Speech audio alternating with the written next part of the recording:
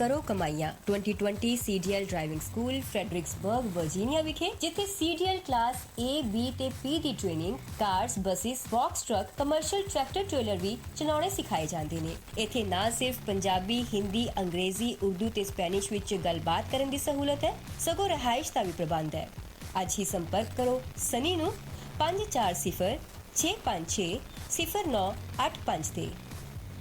जी हाँ, अकाल truck and trailer centre Winnipeg Canada जेडे हर तरह दी मेजर ते minor truck and trailer repair करते हैं, DOT सेफ्टी इंस्पेक्शंस करते हैं। ये हर तरह दी ब्रेका दे काम तो लेके suspension tyre installation electric and diagnose rebuild transmission differential ते क्लच जॉब्स ऑयल चेंज हर एक काम बड़ी तसल्ली नाल करते हैं जी। ये MPI अप्रूव्ड ने और हाँ ये सीजनल सर्विसेज भी प्रोवाइड करते हैं। 24 घंटे 7 दिन दी सर्विसेज लई ते वधेरी जानकारी लई कॉल करो 204 409 2000 या फिर कॉल करो 204 777 0460। ਓਏ ਮੇਰੇ ਵੀਰ ਮੈਨੂੰ ਬਸ ਇੱਕ ਗੱਲ ਦੱਸ ਦੇ ਵੀ ਆ ਜਿਹੜੀ ਤੂੰ ਟਰੈਵਲਿੰਗ ਕਰਦਾ ਤੇ ਉਹਦੇ ਤੋਂ ਬਾਅਦ ਫਰੈਸ਼ ਰਹਿਣਾ ਇਹਦਾ ਰਾਜ਼ ਕੀ ਹੈ?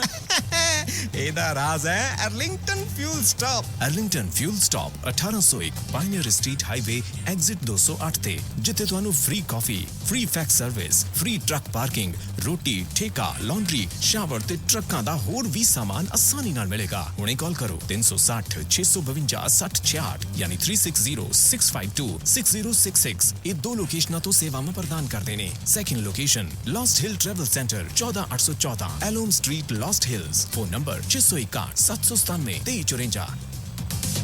ਉਹ ਯਾਰ ਕੀ ਸੁਪਨੇ ਦੇਖੇ ਸੀ ਕੈਨੇਡਾ ਆਉਣ ਤੋਂ ਪਹਿਲਾਂ? ਉਹ ਸੁਪਨੇ ਪੂਰੇ ਕਰਨੇ ਆ ਤਾਂ ਡ੍ਰੀਮ ਲਾਈਨਰ ਐਕਸਪ੍ਰੈਸ ਵਾਲਿਆਂ ਨੂੰ ਕਾਲ ਕਰ।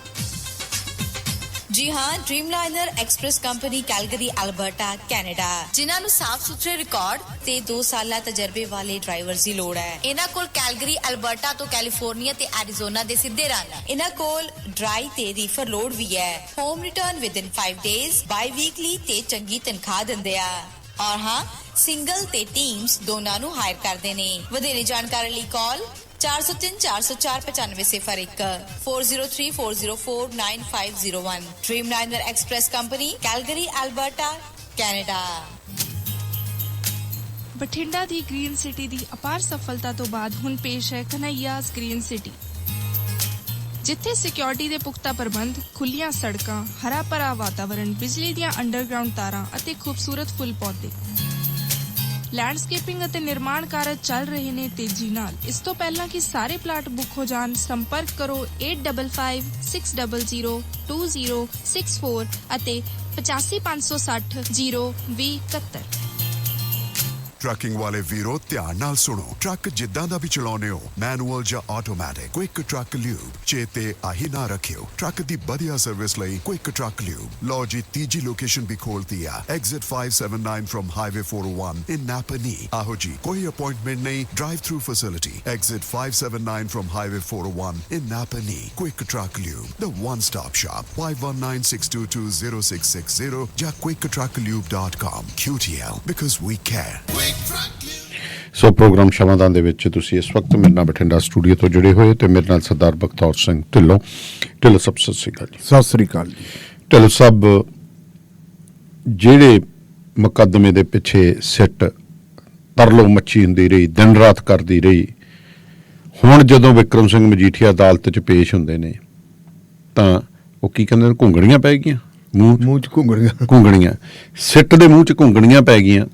ਇੱਕ ਵੀ ਸ਼ਬਦ ਨਹੀਂ ਬੋਲਿਆ ਵੀ ਭਾਈ ਸਾਨੂੰ ਜਿਸਮਾਨੀ ਰਿਮਾਂਡ ਦੇਵੇ, ਅਸੀਂ ਕੋਈ ਹੋਰ ਪੁੱਛ ਪੜਤਾਲ ਕਰਨੀ ਹੈ। ਠਾਠ ਨਾਲ ਜੇਲ੍ਹ ਚਲੇ ਗਏ ਅਦਾਲਤੀ ਰਿਮਾਂਡ ਦੇ ਵਿੱਚ। ਦੇਖੋ, ਪੰਜਾਬੀ ਦੀ ਇੱਕ ਕਹਾਵਤ ਹੈ, ਕਦੇ ਆਪ ਦੀਆਂ ਕਦੇ ਬਾਪ ਦੀਆਂ। ਜਦੋਂ ਬਿਕਰਮ ਸਿੰਘ ਮਜੀਠੀਆ ਦੇ ਉੱਤੇ ਕੇਸ ਦਰਜ ਕਰਨ ਦਾ ਸਵਾਲ ਖੜਾ ਹੋਇਆ ਸੀ, ਇਹ ਉਦੋਂ ਹੋਇਆ ਸੀ ਜੀ ਜਦੋਂ ਕੈਪਟਨ ਅਮਰਿੰਦਰ ਸਿੰਘ ਮੁੱਖ ਮੰਤਰੀ ਹੁੰਦਾ ਸੀ ਜੀ।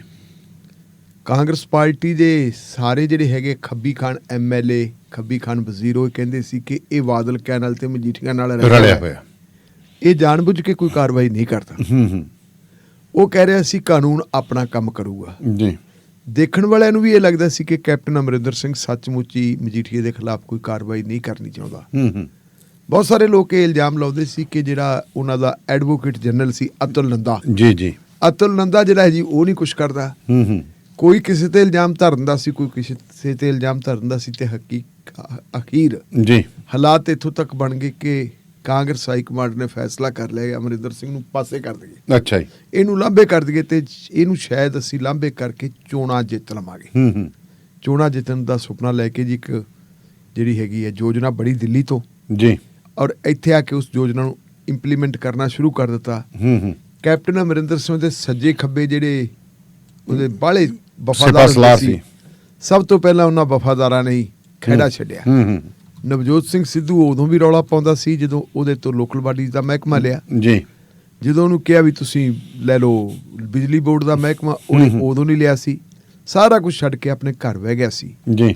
ਫਿਰ ਨਵਜੋਤ ਸਿੰਘ ਸਿੱਧੂ ਨੂੰ ਵੀ ਤਿਆਰ ਕੀਤਾ ਗਿਆ, ਪੰਚਕੂਲੇ 'ਚ ਮੀਟਿੰਗਾਂ ਹੋਈਆਂ। ਉਦੋਂ ਪਹਿਲਾਂ ਮੀਟਿੰਗ ਇੱਕ ਪਟਿਆਲੇ ਹੁੰਦੀ ਹੈ ਜੀ, ਆਪਾਂ ਰਾਜ ਪਲਟਾ ਕਰਨਾ ਹੈ। ਤੇ ਫਿਰ ਜਿਹੜੀ ਆਖਰੀ ਮੀਟਿੰਗ ਹੋਈ ਸੀ ਦਾਨੇਵਾਲੀਆ ਜੀ, ਉਹ ਤੁਹਾਡੇ ਯਾਦ ਹੋਣਾ ਕੈਪਟਨ ਅਮਰਿੰਦਰ ਸਿੰਘ ਦੇ ਘਰ ਦੇ ਨਾਲ ਹੀ ਘਰ ਤ੍ਰਿਪਤ ਰਜਿੰਦਰ ਸਿੰਘ ਬਾਜਵਾ ਦਾ ਚੰਡੀਗੜ੍ਹ ਸਰਕਾਰੀ ਘਰ, ਉੱਥੇ ਐਮਐਲਏ ਇਕੱਠੇ ਕੀਤੇ ਗਏ ਤੇ ਉੱਥੇ ਫਿਰ ਜਿਹੜਾ ਹੈਗਾ ਜਿੰਨਾ ਲੋਕਾਂ ਨੇ ਕਿਹਾ ਜੀ ਨਹੀਂ ਸਾਨੂੰ ਨਹੀਂ ਇਹ ਚਾਹੀਦਾ, ਤਾਂ ਰਲ ਗਿਆ ਬਾਦਲ ਕਹਿਣਾ, ਇਹ ਤਾਂ ਬਾਦਲ ਕਹਿਣਾ ਰਲ ਗਿਆ। ਲਓ ਜੀ ਅਮਰਿੰਦਰ ਸਿੰਘ ਨੂੰ ਲਾਉਣ ਦੀ ਯੋਜਨਾ ਬਣ ਗਈ ਤੇ ਉਹਨੂੰ ਲਾਤਾ ਜੀ, ਮੁੱਖ ਮੰਤਰੀ ਬਣਾਤਾ ਚਰਨਜੀਤ ਸਿੰਘ ਚੰਨੀ ਨੂੰ। ਕਹਿੰਦੇ ਜੀ ਚੰਨੀ ਸਾਹਿਬ ਹੁਣ ਜਿਹੜੇ ਹੈਗੇ ਨਾ 4 ਚੰਨ ਲਾਉਣਗੇ ਕਾਂਗਰਸ ਪਾਰਟੀ, ਕਰਨਗੇ ਮਸਲੇ ਹੱਲ, ਤੇ ਮਸਲੇ ਹੱਲ ਹੋਣਗੇ, ਉਹਨੂੰ ਕਾਂਗਰਸ ਪਾਰਟੀ ਦੀ ਸਰਕਾਰ ਬਣ ਜਾਣੀ ਹੈ। ਤੁਹਾਡੇ ਯਾਦ ਹੋਣਾ ਦਾਨੇਵਾਲੀਆ ਸਾਹਿਬ ਜੀ ਆਪਣੇ ਇੱਕ ਐਮਐਲਏ ਬੜਾ ਦਬੰਗ ਐਮਐਲਏ ਕਹਿੰਦੇ ਆ ਉਹਨੂੰ ਮਾਲਵੇ ਦਾ, ਤੇ ਹੁਣ ਆਪਾਂ ਨਾਂ ਹੀ ਲੈ ਦਿੰਦੇ ਆ ਬਾਘੇ ਪੁਰਾਣੇ ਤੋਂ ਦਰਸ਼ਨ ਸਿੰਘ ਖੋਟਾ ਕਹਿ ਲੋ ਖੋਟੇ ਪਿੰਡ ਦਾ। ਉਹ ਕਹਿੰਦਾ ਸੀਗਾ, ਕਹਿੰਦਾ ਬਸ ਹੁਣ ਬਣ ਗਈ ਗੱਲ, ਨੌਜਵਾਨ ਪੀੜ੍ਹੀ ਸਾਰੇ ਇਹਦੇ ਨਾਲ ਹੈ। ਤੇ ਉਹਨੇ ਫਿਰ ਐਕਟਿੰਗ ਕੀਤੀ ਸੀ, ਉਹ ਜਿਵੇਂ ਚੌਕੇ ਛਿੱਕੇ ਜਿਵੇਂ ਬੁੜੀਆਂ ਤਮਾਸ਼ਾ ਕਰਦੀਆਂ ਹੁੰਦੀਆਂ ਵੀ ਇਹ ਇਉਂ ਕਰੂਗਾ, ਉਹ ਇਉਂ ਮਾਰੂਗਾ ਤੇ ਸਾਡੀ ਸਰਕਾਰ ਬਣ ਜੂ। ਤੇ ਹੁਣ ਜਦੋਂ ਕੱਲੇ ਤੇ ਨਿਗਾਹ ਮਾਰ ਕੇ ਦੇਖਦੇ ਆ, ਜਿਹਦੇ ਘਰੇ ਮੀਟਿੰਗ ਹੋਈ ਸੀ ਜੀ, ਕਹਿੰਦੇ ਉਹ ਵੀ ਆਪਦੇ ਪੈਰ ਘੋੜਾ ਆਪ ਹੀ ਮਾਰ ਬੈਠਾ। ਅੱਛਾ, ਉਹ ਕਹਿੰਦੇ ਪਹਿਲਾਂ ਤਾਂ ਅਮਰਿੰਦਰ ਸਿੰਘ ਨੂੰ ਛੱਡ ਬੈਠਾ, ਉਹਨੂੰ ਹਟਾਤਾ। ਤੇ ਉਹਨੂੰ ਇਹ ਸੀ ਪਹਿਲਾਂ ਅਮਰਿੰਦਰ ਸਿੰਘ ਨਾਲ ਜਦੋਂ ਲਿਆਏ ਸੀ ਵੀ ਆਪਾਂ ਤਾਂ ਜੀ ਆਪਦੀ ਸੀਟ ਲੜਨੀ ਨਹੀਂ, ਮੈਂ ਤਾਂ ਲੜਨੀ ਹੈ ਬਟਾਲਾ ਜੀ, ਤੇ ਆਪਦੀ ਸੀਟ ਵੀ ਇਹਦਾ ਕੀ ਕਰੀਏ ਵੀ ਫਿਰ ਚਲੋ ਆਪਾਂ ਤਾਂ ਜਿੱਤੀ ਜਾਵਾਂਗੇ ਬਟਾਲੇ, ਤੇ ਕੰਮ ਉੱਥੇ ਕੀਤਾ ਸੀ ਜ਼ਰਾ। ਅਮਰਿੰਦਰ ਸਿੰਘ ਨੇ ਨਾ ਰਿਕਮੈਂਡ ਕਰਨਾ ਕਰ ਹੀ ਦੇਊਗਾ ਜੀ, ਕਿਉਂਕਿ ਉਹ ਕੀ ਆ ਦਿੰਦੇ ਮਾਝਾ ਐਕਸਪ੍ਰੈਸ ਸੀਗਾ। ਤੇ ਇੱਥੇ ਫਿਰ ਆਪਾਂ ਭਾਈਵਾਲੀ ਪਾ ਲਈਏ ਦੂਜੀ ਪਾਰਟੀ ਵਾਲਿਆਂ ਨੂੰ ਆਪਦੀ ਬਜਾਏ। ਉਹ ਜਿਹੜੇ ਲੋਧੀ ਬਾਲ ਕੇ ਲੋਧੀ ਨੰਗਲ ਸਾਹਿਬ ਲੋਧੀ ਨੰਗਲ ਸਾਹਿਬ ਨੂੰ ਵੀ ਕੋਈ ਗੱਲ ਨਹੀਂ ਭਾਜੀ ਤੁਸੀਂ ਆ ਜਾਓ, ਦੱਸੋ ਕਿਹੜੇ ਅਫਸਰ ਲਾਉਣੇ, ਹਾਂ ਦੱਸੋ, ਜਿਹੜੇ ਥਾਣੇਦਾਰ ਲਾਉਣੇ, ਸਾਰਾ ਕੁਝ ਲਾ ਦੇਗੇ, ਤੁਸੀਂ ਆਪਣੀ ਸੀਟ ਪੱਕੀ ਕਰੋ, ਆਪਾਂ ਤਾਂ ਉੱਥੋਂ ਜਿੱਤੀ ਹੈ। ਅੱਛਾ, ਮੈਂ ਉੱਥੋਂ ਜਿੱਤ ਜੂਗਾ, ਤੁਸੀਂ ਇੱਥੋਂ 75-25 ਕੀ 50-50 ਕਰ ਲਿਆ। ਹਾਂ, ਤੇ ਜਿਹਨੂੰ ਮੁੱਖ ਮੰਤਰੀ ਬਣਾਉਣ ਵਾਸਤੇ ਫਿਰਦੇ ਸੀ, ਪ੍ਰਦੇਸ਼ ਕਾਂਗਰਸ ਕਮੇਟੀ ਦਾ ਪ੍ਰਧਾਨ ਬਣਾਇਆ ਸੀ, ਉਹਦਾ ਢੇਕੇ ਕਿਹਦੇ ਲੱਗਦੇ, ਸੀਟਾਂ ਬਦਲੋਗੇ ਕਿਵੇਂ? ਮੈਂ ਨਹੀਂ ਬਦਲਣ ਦਿੰਦਾ। ਇੱਥੋਂ ਤਾਂ ਸੇਖੜੀ ਚੋਣ ਲੜੂਗਾ, ਉੱਥੋਂ ਮਿਲ ਗਈ ਸੇਖੜੀ ਨੂੰ ਚੋਣ, ਤੇ ਉਹਨੂੰ ਟਿਕਟ ਮਿਲ ਗਈ, ਤੇ ਉਹਨੂੰ ਫਿਰ ਉੱਥੇ ਪੈ ਗਿਆ ਫਿਰ ਗਾਰ ਚ ਫਤਿਹਗੜ੍ਹ ਚੂੜੀਆਂ ਹੀ ਗਾਰ ਚ ਖੜ ਗਿਆ। ਤੇ ਹੁਣ ਉਹੀ ਜਿਹੜਾ ਹੈਗਾ ਲੋਧੀ ਨੰਗਲ, ਉਹ ਫਿਰ ਬੱਟੋ ਬੱਟ ਪਾਈ ਫਿਰਦਾ। ਹਾਲਾਤ ਇਹ ਬਣ ਗਏ ਜੀ। ਲਓ ਜੀ ਫਿਰ ਕਹਿੰਦੇ ਹੁਣ ਬਿਕਰਮ ਸਿੰਘ ਮਜੀਠੀਆ ਦਾ ਕੁਝ ਕਰ ਲਈਏ। ਪਹਿਲਾਂ ਜੀ ਇੱਕ ਡੀਜੀਪੀ, ਫਿਰ 2 ਡੀਜੀਪੀ, 3 ਤਾਂ ਡੀਜੀਪੀ ਬਦਲਤੇ। ਅੱਛਾ ਜੀ। ਫਿਰ ਕਹਿੰਦੇ ਬਿਊਰੋ ਆਫ ਇਨਵੈਸਟੀਗੇਸ਼ਨ ਵਾਲਿਆਂ ਨਾਲ ਗੱਲ ਕਰਦੇ, ਕਿ ਜਿਹਦੇ ਨਾਲ ਗੱਲ ਕਰਦੇ ਸੀ ਉਹੀ ਅਫਸਰ ਕਹਿੰਦਾ ਸੀ ਜੀ ਇਲੈਕਸ਼ਨ ਦਾ ਟਾਈਮ ਹੈ, ਲੱਤਾਂ ਭਾਰ ਨਹੀਂ ਚੱਲਦੀਆਂ। ਹਾਂ ਬਿਲਕੁਲ, ਕਿਹਦੀਆਂ ਚੱਲਦੀਆਂ। ਚਲੋ ਅਗਲੇ ਕਹਿੰਦੇ ਆਪਾਂ ਕੀ ਲੈਣਾ ਵੀ ਇਹਨਾਂ ਦੀ ਸਿਆਸੀ ਲੜਾਈ ਹੈ, ਸਿਆਸੀ ਦੰਗਲ ਹੈ, ਇਹਦੇ ਵਿੱਚੋਂ ਨਿਕਲਣਾ ਕਰਨਾ ਕੀ ਹੈ। ਅਖੀਰ ਕਹਿੰਦੇ ਚਲੋ ਠੀਕ ਹੈ ਜੀ, ਇੱਕ ਅਸਥਾਨਾ ਸਾਹਿਬ ਲਾਤਾ ਜੀ। ਅਸਥਾਨਾ ਸਾਹਿਬ ਨੇ 3-4 ਪੇਜਾਂ ਦੀ ਲਿਖੀ ਚਿੱਠੀ ਲਿਖ ਕੇ, ਉਹਦਾ ਜੀ ਇਸ ਕੇਸ ਦੇ ਵਿੱਚ ਹੈ ਕੀ, ਖਾਮ ਮੈਨੂੰ ਕਿਉਂ ਫਸਾਉਂਦੇ ਹੋ। ਤੇ ਮੈਂ ਜਾਨਾ ਛੁੱਟੀ ਚਿੱਠੀ ਲਿਖ ਕੇ, ਤੇ ਉਹ ਹੋ ਗਿਆ ਜੀ ਹਸਪਤਾਲ ਦਾਖਲ। ਕਹਿੰਦਾ ਯਾਰ ਤਾਂ ਬਿਮਾਰ ਹੈ। ਜਦੋਂ ਯਾਰ ਬਿਮਾਰ, ਹੁਣ ਕਈ ਲੋਕ ਇਹ ਗੱਲ ਕਹਿੰਦੇ, ਬਿਕਰਮ ਸਿੰਘ ਮਜੀਠੀਆ ਦੀ ਵੀ ਹੁਣ ਇਹੀ ਦਲੀਲ ਹੈ ਇੱਕ ਜੀ, ਕਿ ਜੀ ਮੇਰੇ ਖਿਲਾਫ ਮੁਕੱਦਮਾ ਦਰਜ ਕਰਨ ਦਾ ਹੁਕਮ ਜਿਹੜਾ ਦਿੱਤਾ ਨਾ, ਉਹ ਡੀਜੀਪੀ ਨੇ ਦਿੱਤਾ ਹੈ। ਮੁਕੱਦਮਾ ਡੀਜੀਪੀ ਨੇ ਦਰਜ ਕਰਾਇਆ, ਆਪਦੇ ਵੱਲੋਂ ਭੇਜਿਆ ਵੀ ਆ ਲਓ ਜੀ, ਕੱਲਾ ਹੁਕਮ ਨਹੀਂ ਦਿੱਤਾ ਉਹਨੇ। ਕਹਿੰਦੇ ਵੀ ਉਹ ਸਾਰਾ ਕਰਵਾਇਆ ਹੀ ਉਹਨੇ, ਆਪ ਹੀ ਆਪਦੇ ਵੱਲੋਂ ਕਰਵਾਇਆ। ਉਹ 59 ਸਫ਼ਿਆਂ ਦੀ ਜਿਹੜੀ FIR ਹੈ, ਕਹਿੰਦੇ ਡੀਜੀਪੀ ਨੇ ਲਿਖੀ ਹੈ। ਹੁਣ ਦਾਨੇਵਾਲੀਆ ਸਾਹਿਬ ਜਿੱਥੇ ADGP ਜੀ ਇਹ ਕਹਦੇ ਕਿ ਕੇਸ ਬਣਦਾ ਹੀ ਨਹੀਂ, ਉੱਥੇ ਥਾਣੇਦਾਰ ਕਿਵੇਂ ਕਹਿ ਦੂਗਾ ਕੇਸ ਬਣਦਾ? ਹਾਂ ਬਿਲਕੁਲ, ਇਹ ਤਾਂ ਫਿਰ ADGP ਤੋਂ ਵੱਡਾ ਹੀ ਕਹੂਗਾ ਨਾ ਕੇਸ ਬਣਦਾ। ਤੇ ਫਿਰ DGP ਚਟੋਪਾ ਦਾ ਨੇ ਕਹਿੰਦਾ ਕੇਸ ਬਣਦਾ, ਤੇ ਉੱਥੇ ਕੇਸ ਦਰਜ ਹੋ ਗਿਆ। ਲਓ ਜੀ, ਕੇਸ ਦਰਜ ਹੋਣ ਤੋਂ ਬਾਅਦ ਮਜੀਠੀਆ ਹੁਣੀ ਪਹਿਲਾਂ ਗਏ ਸੈਸ਼ਨ ਕੋਰਟ ਚ ਜੀ, ਉੱਥੋਂ ਜ਼ਮਾਨਤ ਰੱਦ ਹੋ ਗਈ। ਫਿਰ ਹੋ ਗਏ ਹਾਈ ਕੋਰਟ ਚ ਜੀ, ਹਾਈ ਕੋਰਟ ਦੇ ਵਿੱਚ ਰਿਲੀਫ ਮਿਲ ਗਈ। ਅੱਛਾ ਜੀ। ਬਹੁਤ ਸਾਰੇ ਬੰਦੇ ਕਹਿੰਦੇ ਐ ਮਜੀਠੀਆ ਹੁਣ ਕਈ ਮਹੀਨੇ ਅੰਦਰ ਲਾਊ, ਮੈਂ ਕਹਿੰਦਾ ਜਮਾ ਨਹੀਂ ਲਾਉਂਦਾ, ਆਇਆ ਲੋ ਬਾਹਰ, ਕਿਉਂਕਿ ਹਾਈ ਕੋਰਟ ਦੇ ਵਿੱਚ ਉਹਨੂੰ ਇੰਨੀ ਕੁ ਰਿਲੀਫ ਮਿਲ ਗਈ ਸੀ ਇਸ਼ਾਰਾ ਹੋ ਗਿਆ ਥੱਲੋਂ ਤੱਕ। ਬਸ ਨਹੀਂ ਜੀ, ਰਿਲੀਫ ਮਿਲ ਗਈ ਉਹਨੂੰ, ਜਿਹੜਾ ਲੀਗਲੀ ਉਹਦਾ ਜਿਹੜਾ ਸਾਊਂਡ ਹੋ ਗਿਆ ਉਹ ਉਹਨੂੰ ਕਹਿੰਦਾ ਕਿ ਇਨਵੈਸਟੀਗੇਸ਼ਨ ਜੁਆਇਨ ਕਰੋ। ਉਹਨੇ ਇਨਵੈਸਟੀਗੇਸ਼ਨ ਜੁਆਇਨ ਕਰ ਲਈ, 1 ਵਾਰੀ ਕਰ ਲਈ, 2 ਵਾਰੀ ਕਰ ਲਈ, ਫਿਰ ਹਾਈ ਕੋਰਟ ਨੇ ਵੀ ਉਹਦੀ ਬੇਲ ਰਿਜੈਕਟ ਕਰਤੀ। ਕਹਿੰਦੇ ਜਿਹੜੀਆਂ ਧਰਾਵਾਂ ਲੱਗੀਆਂ ਹੋਈਆਂ ਜੀ, ਇਹਨਾਂ ਧਰਾਵਾਂ ਦੇ ਮੁਤਾਬਕ ਤਾਂ ਸੁਪਰੀਮ ਕੋਰਟ 'ਤੇ ਵਿਚਾਰ ਕਰ ਸਕਦੇ ਤੇ ਬੰਦਾ ਫਿਰ ਉਹ ਸੁਪਰੀਮ ਕੋਰਟ ਚਲਾ ਗਿਆ। ਸੁਪਰੀਮ ਕੋਰਟ ਜਾ ਕੇ ਉਹਨੇ ਕਿਹਾ ਦੇਖੋ ਜੀ, ਮੇਰੇ ਖਿਲਾਫ ਜਿਹੜਾ ਇਹ ਮਾਮਲਾ ਦਰਜ ਕੀਤਾ ਇਹ ਰਾਜਸੀ ਬਦਲਾਖੋਰੀ ਦਾ ਨਤੀਜਾ ਹੈ। ਤੇ ਉਹਨਾਂ ਨੇ ਚੱਕ ਕੇ ਬਿਆਨ ਵੀ ਮੂਹਰੇ ਕਰਤੇ ਮਾਨਯੋਗ ਸੁਪਰੀਮ ਕੋਰਟ ਦੇ ਉਹਨਾਂ ਦੇ ਵਕੀਲਾਂ ਨੇ। ਅੱਛਾ ਜੀ। ਕਿ ਆਹ ਦੇਖੋ, ਪ੍ਰਦੇਸ਼ ਕਾਂਗਰਸ ਕਮੇਟੀ ਦਾ ਪ੍ਰਧਾਨ ਕਹਿੰਦਾ ਵੀ ਚੱਕ ਦਿਆਂ ਅੱਗੇ ਫੱਟੇ, ਤੁੰਨ ਦਿਆਂਗੇ, ਅੰਦਰ ਕਰ ਦੇਗੇ। ਉਹੀ ਡੀਜੀਪੀ ਉਹ ਲਾਓ ਜਿਹੜਾ ਇਹਨੂੰ ਤੁੰਨੇ ਅੰਦਰ, ਐਡਵੋਕੇਟ ਜਨਰਲ ਉਹ ਲਾਓ ਜਿਹੜਾ ਇਹਨੂੰ ਫਸਾਵੇ ਜੀ। ਵੀ ਇਹ ਸਾਰੀਆਂ ਗੱਲਾਂ ਹੋਈ ਜਾਂਦੀਆਂ। ਗ੍ਰਹਿ ਮੰਤਰੀ ਕਹਿੰਦੇ ਛੱਡਣਾ ਕੋਈ ਨਹੀਂ, ਜਿਹਦੇ ਮਤਹਿਤ ਪੁਲਿਸ ਹੈ। ਇਹ ਤਾਂ ਜੀ ਪੋਲੀਟੀਕਲ ਜਿਹੜੀ ਹੈਗੀ ਹੈ ਰੈਵਲਰੀ ਹੈ ਜੀ। ਮਾਨਯੋਗ ਸੁਪਰੀਮ ਕੋਰਟ ਨੇ ਸੁਣਿਆ ਤੇ ਉਹਨਾਂ ਨੇ ਕਹਿਤਾ ਵੀ ਚਲੋ ਕੋਈ ਗੱਲ ਨਹੀਂ, ਚੋਣਾਂ ਦਾ ਮੌਕਾ ਜੀ, ਕਹਿੰਦੇ ਚੋਣਾਂ ਦੇ ਮੌਕੇ ਤੇ ਗੱਲ ਕੁਛ ਕਰਦੇ ਹੋ, ਕਹਿੰਦੇ ਚੋਣਾਂ ਲੜਨ ਦਾ ਮੌਕਾ ਦੇ ਦਿਓ। ਲਓ ਜੀ, ਉਹਨਾਂ ਨੇ 23 ਫਰਵਰੀ ਤੱਕ ਦਾ ਟਾਈਮ ਦਿੱਤਾ ਕਿ 23 ਫਰਵਰੀ ਰਾਤ ਦੇ 12 ਵਜੇ ਤੱਕ ਬਿਕਰਮ ਸਿੰਘ ਮਜੀਠੀਆ ਨੂੰ ਕੁਛ ਨਹੀਂ ਕਹਿਣਾ। ਕੁਛ ਨਹੀਂ ਕਹਿਣਾ ਬਈ, ਤੂੰ ਭਾਈ ਖੁੱਲ੍ਹਾ, ਤੂੰ ਆਪਦੀ ਚੋਣ ਲੜ। ਬੰਦਾ ਆ ਕੇ ਚੋਣ ਲੜਨ ਲੱਗ ਗਿਆ। ਪਹਿਲਾਂ ਤਾਂ ਅਸੀਂ ਇਕੱਲਾ ਉਹ ਮਜੀਠੇ ਤੱਕ ਸੀ, ਫਿਰ ਜਦੋਂ ਸ਼ਹਿਰ 'ਚ ਵੀ ਆ ਗਿਆ ਨਾ ਜੀ, ਹੁਕਮ ਹੋ ਗਿਆ ਵੱਡੇ ਘਰੋਂ। ਅੱਛਾ, ਵੱਡੇ ਘਰੋਂ ਹੁਕਮ ਹੋ ਗਿਆ ਵੀ ਜਾ ਭਾਈ ਕਾਕਾ ਤੂੰ ਉੱਥੇ ਲੜ, ਕਿਉਂਕਿ ਸਿਰ ਮੱਥੇ ਆ ਜੀ। ਨਾ ਉਹਨੇ ਥੋੜਾ ਜਿਹਾ ਜ਼ਿਕਰ ਵੀ ਜਿਹੜਾ ਉਹਦਾ ਚੱਲਿਆ, ਇੱਕ ਵੀਡੀਓ ਤੁਰੀ ਫਿਰਦੀ ਹੈ। ਉਹ ਕਹਿੰਦਾ ਵੀ ਮੈਨੂੰ ਇਹ ਦੱਸੋ ਭਾਈਆ ਜੀ, ਸਕੀਰੀ ਆਪਣੀ ਕਲੱਲੀ ਹੈ, ਐਡੀ ਵੱਡੀ ਸਕੀਰੀ ਹੈ, ਤੇਰੇ ਕੰਨ 'ਚ ਕਿਹਨੇ ਫੂਕ ਮਾਰਤੀ ਵੀ ਤੂੰ ਉੱਥੇ ਲੜ, ਉੱਥੇ ਲੜ। ਕਹਿੰਦਾ ਮੈਨੂੰ ਇੱਕ ਬਹੁਤ ਵੱਡੇ ਐਡੀਟਰ ਨੇ ਕਿਹਾ ਉਹ ਮਜੀਠੀਆ ਕਿਉਂ ਪੰਗੇ ਲਈ ਜਾਂਦੇ, ਕਿਉਂ ਹਾਰਦਾ, ਤੂੰ ਛੱਡ ਕੇ ਮਜੀਠਾ ਉੱਥੇ ਨੂੰ ਜਾਣਾ। ਉਹ ਕਹਿੰਦਾ ਜੀ ਮੈਂ ਮੱਥਾ ਟੇਕ ਕੇ ਜਦੋਂ ਨਿਕਲਿਆ ਸੀਗਾ ਤੇ ਮੱਥਾ ਟੇਕ ਕੇ ਕਹਿੰਦਾ ਫਿਰ ਮੈਨੂੰ ਆਵਾਜ਼ ਆਈ ਵੀ ਕਿਹਦੇ ਨਾਲ ਵਫਾ ਕਰੇਗਾ, 2 ਸੀਟਾਂ ਤੋਂ ਚੋਣ ਲੜੇਗਾ ਤੂੰ, ਨਾਲੇ ਮਜੀਠੇ ਤੋਂ ਨਾਲੇ ਅੰਮ੍ਰਿਤਸਰ ਪੂਰਬੀ ਤੋਂ। ਜੇ ਦੋਨਾਂ ਥਾਵਾਂ ਤੋਂ ਜਿੱਤ ਗਿਆ ਤੇ ਫਿਰ ਛੱਡੇਗਾ ਕਿਹਨੂੰ, ਦਗਾ ਕਿਹਦੇ ਨਾਲ ਕਰੇਗਾ। ਲਓ ਜੀ, ਮਜਬੂਰੀ ਬਸ ਕਹਿੰਦਾ ਫਿਰ ਮੈਨੂੰ ਆਪਦੇ ਘਰ ਵਾਲੀ ਨੂੰ ਕਹਿਣਾ ਪਿਆ ਤੂੰ ਲੜ। ਉਹਨੂੰ ਲੜਾਉਣਾ ਪੈ ਗਿਆ ਤੇ ਮੈਂ ਉੱਥੇ ਲੜ ਰਿਹਾ ਜੀ। ਤੇ ਉਹ ਮੈਨੂੰ ਲੱਗਦੀ ਹੈ ਵੀ ਹੋਰ ਕਿਸੇ ਨੇ ਨਹੀਂ ਕਿਹਾ, ਵੱਡੇ ਬਾਦਲ ਸਾਹਿਬ ਨੇ ਕਿਹਾ ਉਹਨੇ ਵੀ ਕਾਕਾ ਸੁਖਵੀਰ ਸਿੰਘ ਸੁਣ ਲੈ ਗੱਲ, ਜੇ ਨਵਜੋਤ ਸਿੱਧੂ ਨੂੰ ਬੰਨਣਾ ਉਹਨੂੰ ਬਾਹਰ ਨਹੀਂ ਨਿਕਲ ਦੇਣਾ ਤਾਂ ਉਮੀਦਵਾਰ ਉਹਦੇ ਮੁਕਾਬਲੇ ਤੇ ਤਕੜਾ ਚਾਹੀਦਾ, ਐਵੇਂ ਨਾ ਦੇ ਕੋਈ। ਤੇ ਮਾਝੇ ਦੇ ਵਿੱਚ ਜਰਨੈਲ ਹੁਣ ਜਿਹੜੇ ਹੈਗੇ ਆ ਬਰਮਪੁਰਾ ਤੇ ਉਹ ਤਾਂ ਰਹਿ ਨਹੀਂ ਗਏ, ਇੱਕੋ ਹੀ ਜਰਨੈਲ ਆ ਮਾਝੇ ਦੇ ਵਿੱਚ ਅਕਾਲੀ ਦਲ ਦਾ, ਤੇ ਉਹ ਆ ਬਿਕਰਮ ਸਿੰਘ ਮਜੀਠੀਆ, ਤੇ ਉਹਨੂੰ ਲੜਾ ਦੇ। ਤੇ ਉਹਨਾਂ ਨੇ ਕਹਿੰਦਾ ਜੀ ਲੜੋ ਜੀ, ਪਹੁੰਚ ਗਿਆ ਜੀ ਉੱਥੇ। ਹੁਣ ਇਧਰ ਉਹ ਆਪਦੀ ਵਾਈਫ ਦੀ ਵੀ ਉਹਨੇ ਕਨਵੈਂਸਿੰਗ ਕੀਤੀ, 1-2 ਦਿਨ ਇਧਰ ਵੀ ਲੈ ਕੇ ਗਏ। ਵੈਸੇ ਉਹਦੀ ਪੱਕੀ ਸੀਟ ਹੈ ਤੇ ਸ਼ਹਿਰੀ ਸੀਟ ਦੇ ਉੱਤੇ ਉਹਨੇ ਪੂਰੀ ਨੇਰੀ ਲਿਆਤੀ। ਅੱਛਾ, ਨੇਰੀ ਇਸ ਕਦਰ ਲਿਆਤੀ ਕਿ ਉੱਥੇ ਕੁਝ ਵੀ ਹੋ ਸਕਦਾ, ਆਪਾਂ ਨੂੰ ਕੋਈ ਪਤਾ ਨਹੀਂ ਕੀ ਹੋ ਜੇ। ਚਲੋ ਉਹਨੇ ਆਪਦਾ ਕੰਮ ਮੁਕਾ ਲਿਆ ਤੇ ਕੱਲ ਸੀ ਜੀ ਫਿਰ 24 ਤਾਰੀਖ। 24 ਤਾਰੀਖ ਨੂੰ ਤੜਕੇ 10 ਵਜੇ ਆਪਣੇ ਵਕੀਲਾਂ ਦੀ ਪੂਰੀ ਟੀਮ ਨੂੰ ਨਾਲ ਲੈ ਕੇ ਬੰਦਾ ਪਹੁੰਚ ਗਿਆ ਮੋਹਾਲੀ ਅਦਾਲਤ 'ਚ ਕਿ ਲਓ ਜੀ ਅਦਾਲਤ, ਮੈਂ ਜੀ ਸੁਪਰੀਮ ਕੋਰਟ ਦੇ ਹੁਕਮ ਮੁਤਾਬਕ ਆਪਣੇ ਆਪ ਨੂੰ ਸਰੈਂਡਰ ਕਰਦਾ। ਉੱਥੇ ਫਿਰ ਉਹ ਸਪੈਸ਼ਲ ਇਨਵੈਸਟੀਗੇਸ਼ਨ ਟੀਮ ਜਿਹੜੀ ਬਣਾਈ ਵੀ ਆ ਉਹ ਵੀ ਆ ਗਏ। ਐਸਪੀ ਬਲਕਾਰ ਸਿੰਘ ਆ ਗਏ। ਇਹ ਐਸਪੀ ਬਲਕਾਰ ਸਿੰਘ ਬਾਰੇ ਤੁਹਾਨੂੰ ਯਾਦ ਹੋਣਾ, ਜਿਹੜੀ ਇੱਕ ਪ੍ਰੈਸ ਕਾਨਫਰੰਸ ਕੀਤੀ ਸੀ ਨਾ ਚੰਨੀ ਦੇ ਖਿਲਾਫ ਮਜੀਠੀਏ ਨੇ ਜੀ, ਉਹਦੇ ਵਿੱਚ ਪਤਾ ਉਹ ਕੀ ਕਹਿੰਦਾ ਹੈ? ਉਹਦੇ ਵਿੱਚ ਉਹ ਕਹਿੰਦਾ ਹੈ ਕਿ ਜਿਹੜੇ ਚੰਨੀ ਸਾਹਿਬ ਕਾਗਜ਼ ਲਹਿਰਾਉਂਦੇ ਸੀ ਨਾ ਕਿ ਆਹ ਦੇਖੋ ਜੀ, ਆਹ ਦੇਖੋ ਕਲੀਨ ਚਿੱਟ ਦੇਤੀ ਜਿਹੜੀ ਕੈਪਟਨ ਅਮਰਿੰਦਰ ਸਿੰਘ ਨੇ FIR ਦਰਜ ਕਰਵਾਈ ਸੀ, ਹੁਕਮ ਦਿੱਤਾ ਸੀ ਦਰਜ ਕਰੋ ਮਾਈਨਿੰਗ ਵਾਲਾ। ਜਦੋਂ ਭਾਣਜੇ ਦੇ ਘਰੇ ਰੇਡ ਵੱਜੀ ਹੈ ਤੇ 10 ਕਰੋੜ ਫੜਿਆ ਗਿਆ, ਬਰਾਮਦ ਹੋ ਗਿਆ ਸੀ। ਕਹਿੰਦਾ ਜੀ ਉਸ ਕੇਸ ਦੇ ਵਿੱਚ ਕਲੀਨ ਚਿੱਟ ਮਿਲੀ ਹੋਈ ਹੈ। ਤੇ ਮਜੀਠੀਆ ਕਹਿੰਦਾ ਹਾਂਜੀ, ਜਦੋਂ ਉਹਨੇ ਪ੍ਰੈਸ ਕਾਨਫਰੰਸ 'ਚ ਕਲੀਨ ਚਿੱਟ ਦਿੱਤੀ ਹੋਈ ਹੈ। ਕਲੀਨ ਚਿੱਟ ਕਹਿੰਦਾ ਜੀ ਕਿਹੜੇ ਅਫਸਰ ਨੇ ਦਿੱਤੀ ਹੈ? ਕਹਿੰਦਾ ਉਸੇ ਅਫਸਰ ਨੇ ਦਿੱਤੀ ਹੈ ਜਿਹੜੇ ਨੇ ਕਹਿੰਦਾ ਜਨਾਬ, ਜਿਹੜੇ ਨੇ ਸਾਡੇ ਤੇ ਦਾਸ ਬਣ ਗਏ ਮਿਹਰਬਾਨੀ, ਜਿਹਨੇ ਕਹਿੰਦਾ ਦਾਸ ਤੇ ਪਰਚਾ ਦਰਜ ਕੀਤਾ ਉਹੀ ਬਲਕਾਰ ਸਿੰਘ ਹੈ। ਤੇ ਅਗਲੀ ਗੱਲ ਵੀ ਦੱਸਦੀ ਕਿ ਬਲਕਾਰ ਸਿੰਘ ਦੇ ਮੁੰਡੇ ਨੂੰ ਅਨਡਿਊ ਪ੍ਰਮੋਸ਼ਨ ਵੀ ਦੇਤੀ। ਅੱਛਾ ਜੀ, ਸਬ ਇੰਸਪੈਕਟਰ ਤੋਂ ਇੰਸਪੈਕਟਰ ਬਣਾਤਾ। ਅੱਛਾ, ਤੇ ਉਹ ਕਹਿੰਦਾ ਜਦੋਂ ਇਹੋ ਜਿਹਾ ਕੁਝ ਹੁੰਦਾ ਜੀ ਤੇ ਫਿਰ ਤਾਂ ਹੋਣੀ ਹੈ। ਉਹ ਬਲਕਾਰ ਸਿੰਘ ਵੀ ਆ ਗਿਆ ਜੀ ਕੱਲ ਅਦਾਲਤ ਦੇ ਵਿੱਚ। ਅਦਾਲਤ ਨੂੰ ਜੀ ਅਸੀਂ ਪੁੱਛਗਿੱਛ ਕਰਨੀ, ਅਦਾਲਤ ਕਹਿੰਦੇ ਕਰ ਲਓ ਜੀ। ਤੇ ਅਦਾਲਤ ਦੇ ਕਮਰੇ 'ਚ ਕਿਸੇ ਪਾਸੇ ਜੀ ਕੰਪਲੈਕਸ ਦੇ ਵਿੱਚ ਹੀ ਬੈਠ ਕੇ ਘੰਟਾ 1.5 ਘੰਟਾ ਲਾ ਕੇ ਜੀ ਪੁੱਛਗਿੱਛ ਕਰ ਲਈ। ਤੇ ਰਿਮਾਂਡ ਤੇ ਜ਼ੋਰ ਹੀ ਨਹੀਂ ਦਿੱਤਾ। ਅੱਛਾ, ਰਹਿਣ ਹੀ ਦਿਓ ਜੀ, ਕਹਿੰਦੇ ਸਰ ਰਿਮਾਂਡ ਚਾਹੀਦਾ। ਪਹਿਲਾਂ ਕਹਿੰਦੇ ਸੀ ਜੀ ਕਸਟੋਡੀਅਲ ਇੰਟਰੋਗੇਸ਼ਨ ਜ਼ਰੂਰੀ ਹੈ, ਹੁਣ ਕਹਿੰਦੇ ਰਹਿਣ ਦਿਓ। ਬਸ ਜੀ ਉਹਨਾਂ ਨੇ ਉੱਤੇ ਜ਼ੋਰ ਨਹੀਂ ਦਿੱਤਾ। ਤੇ ਮਜੀਠੀਆ ਸਾਹਿਬ ਨੂੰ ਅਦਾਲਤ ਨੇ ਕਹਿੰਦਾ, ਉਹ ਕਹਿੰਦਾ ਜੀ ਆ ਮੇਰੀ ਬੇਲ ਐਪਲੀਕੇਸ਼ਨ ਅਦਾਲਤ ਨੇ ਰੱਖ ਲਈ, ਕਹਿੰਦੇ ਜੀ ਕੱਲ ਨੂੰ ਸੁਣਵਾਈ ਕਰਾਂਗੇ ਜੀ।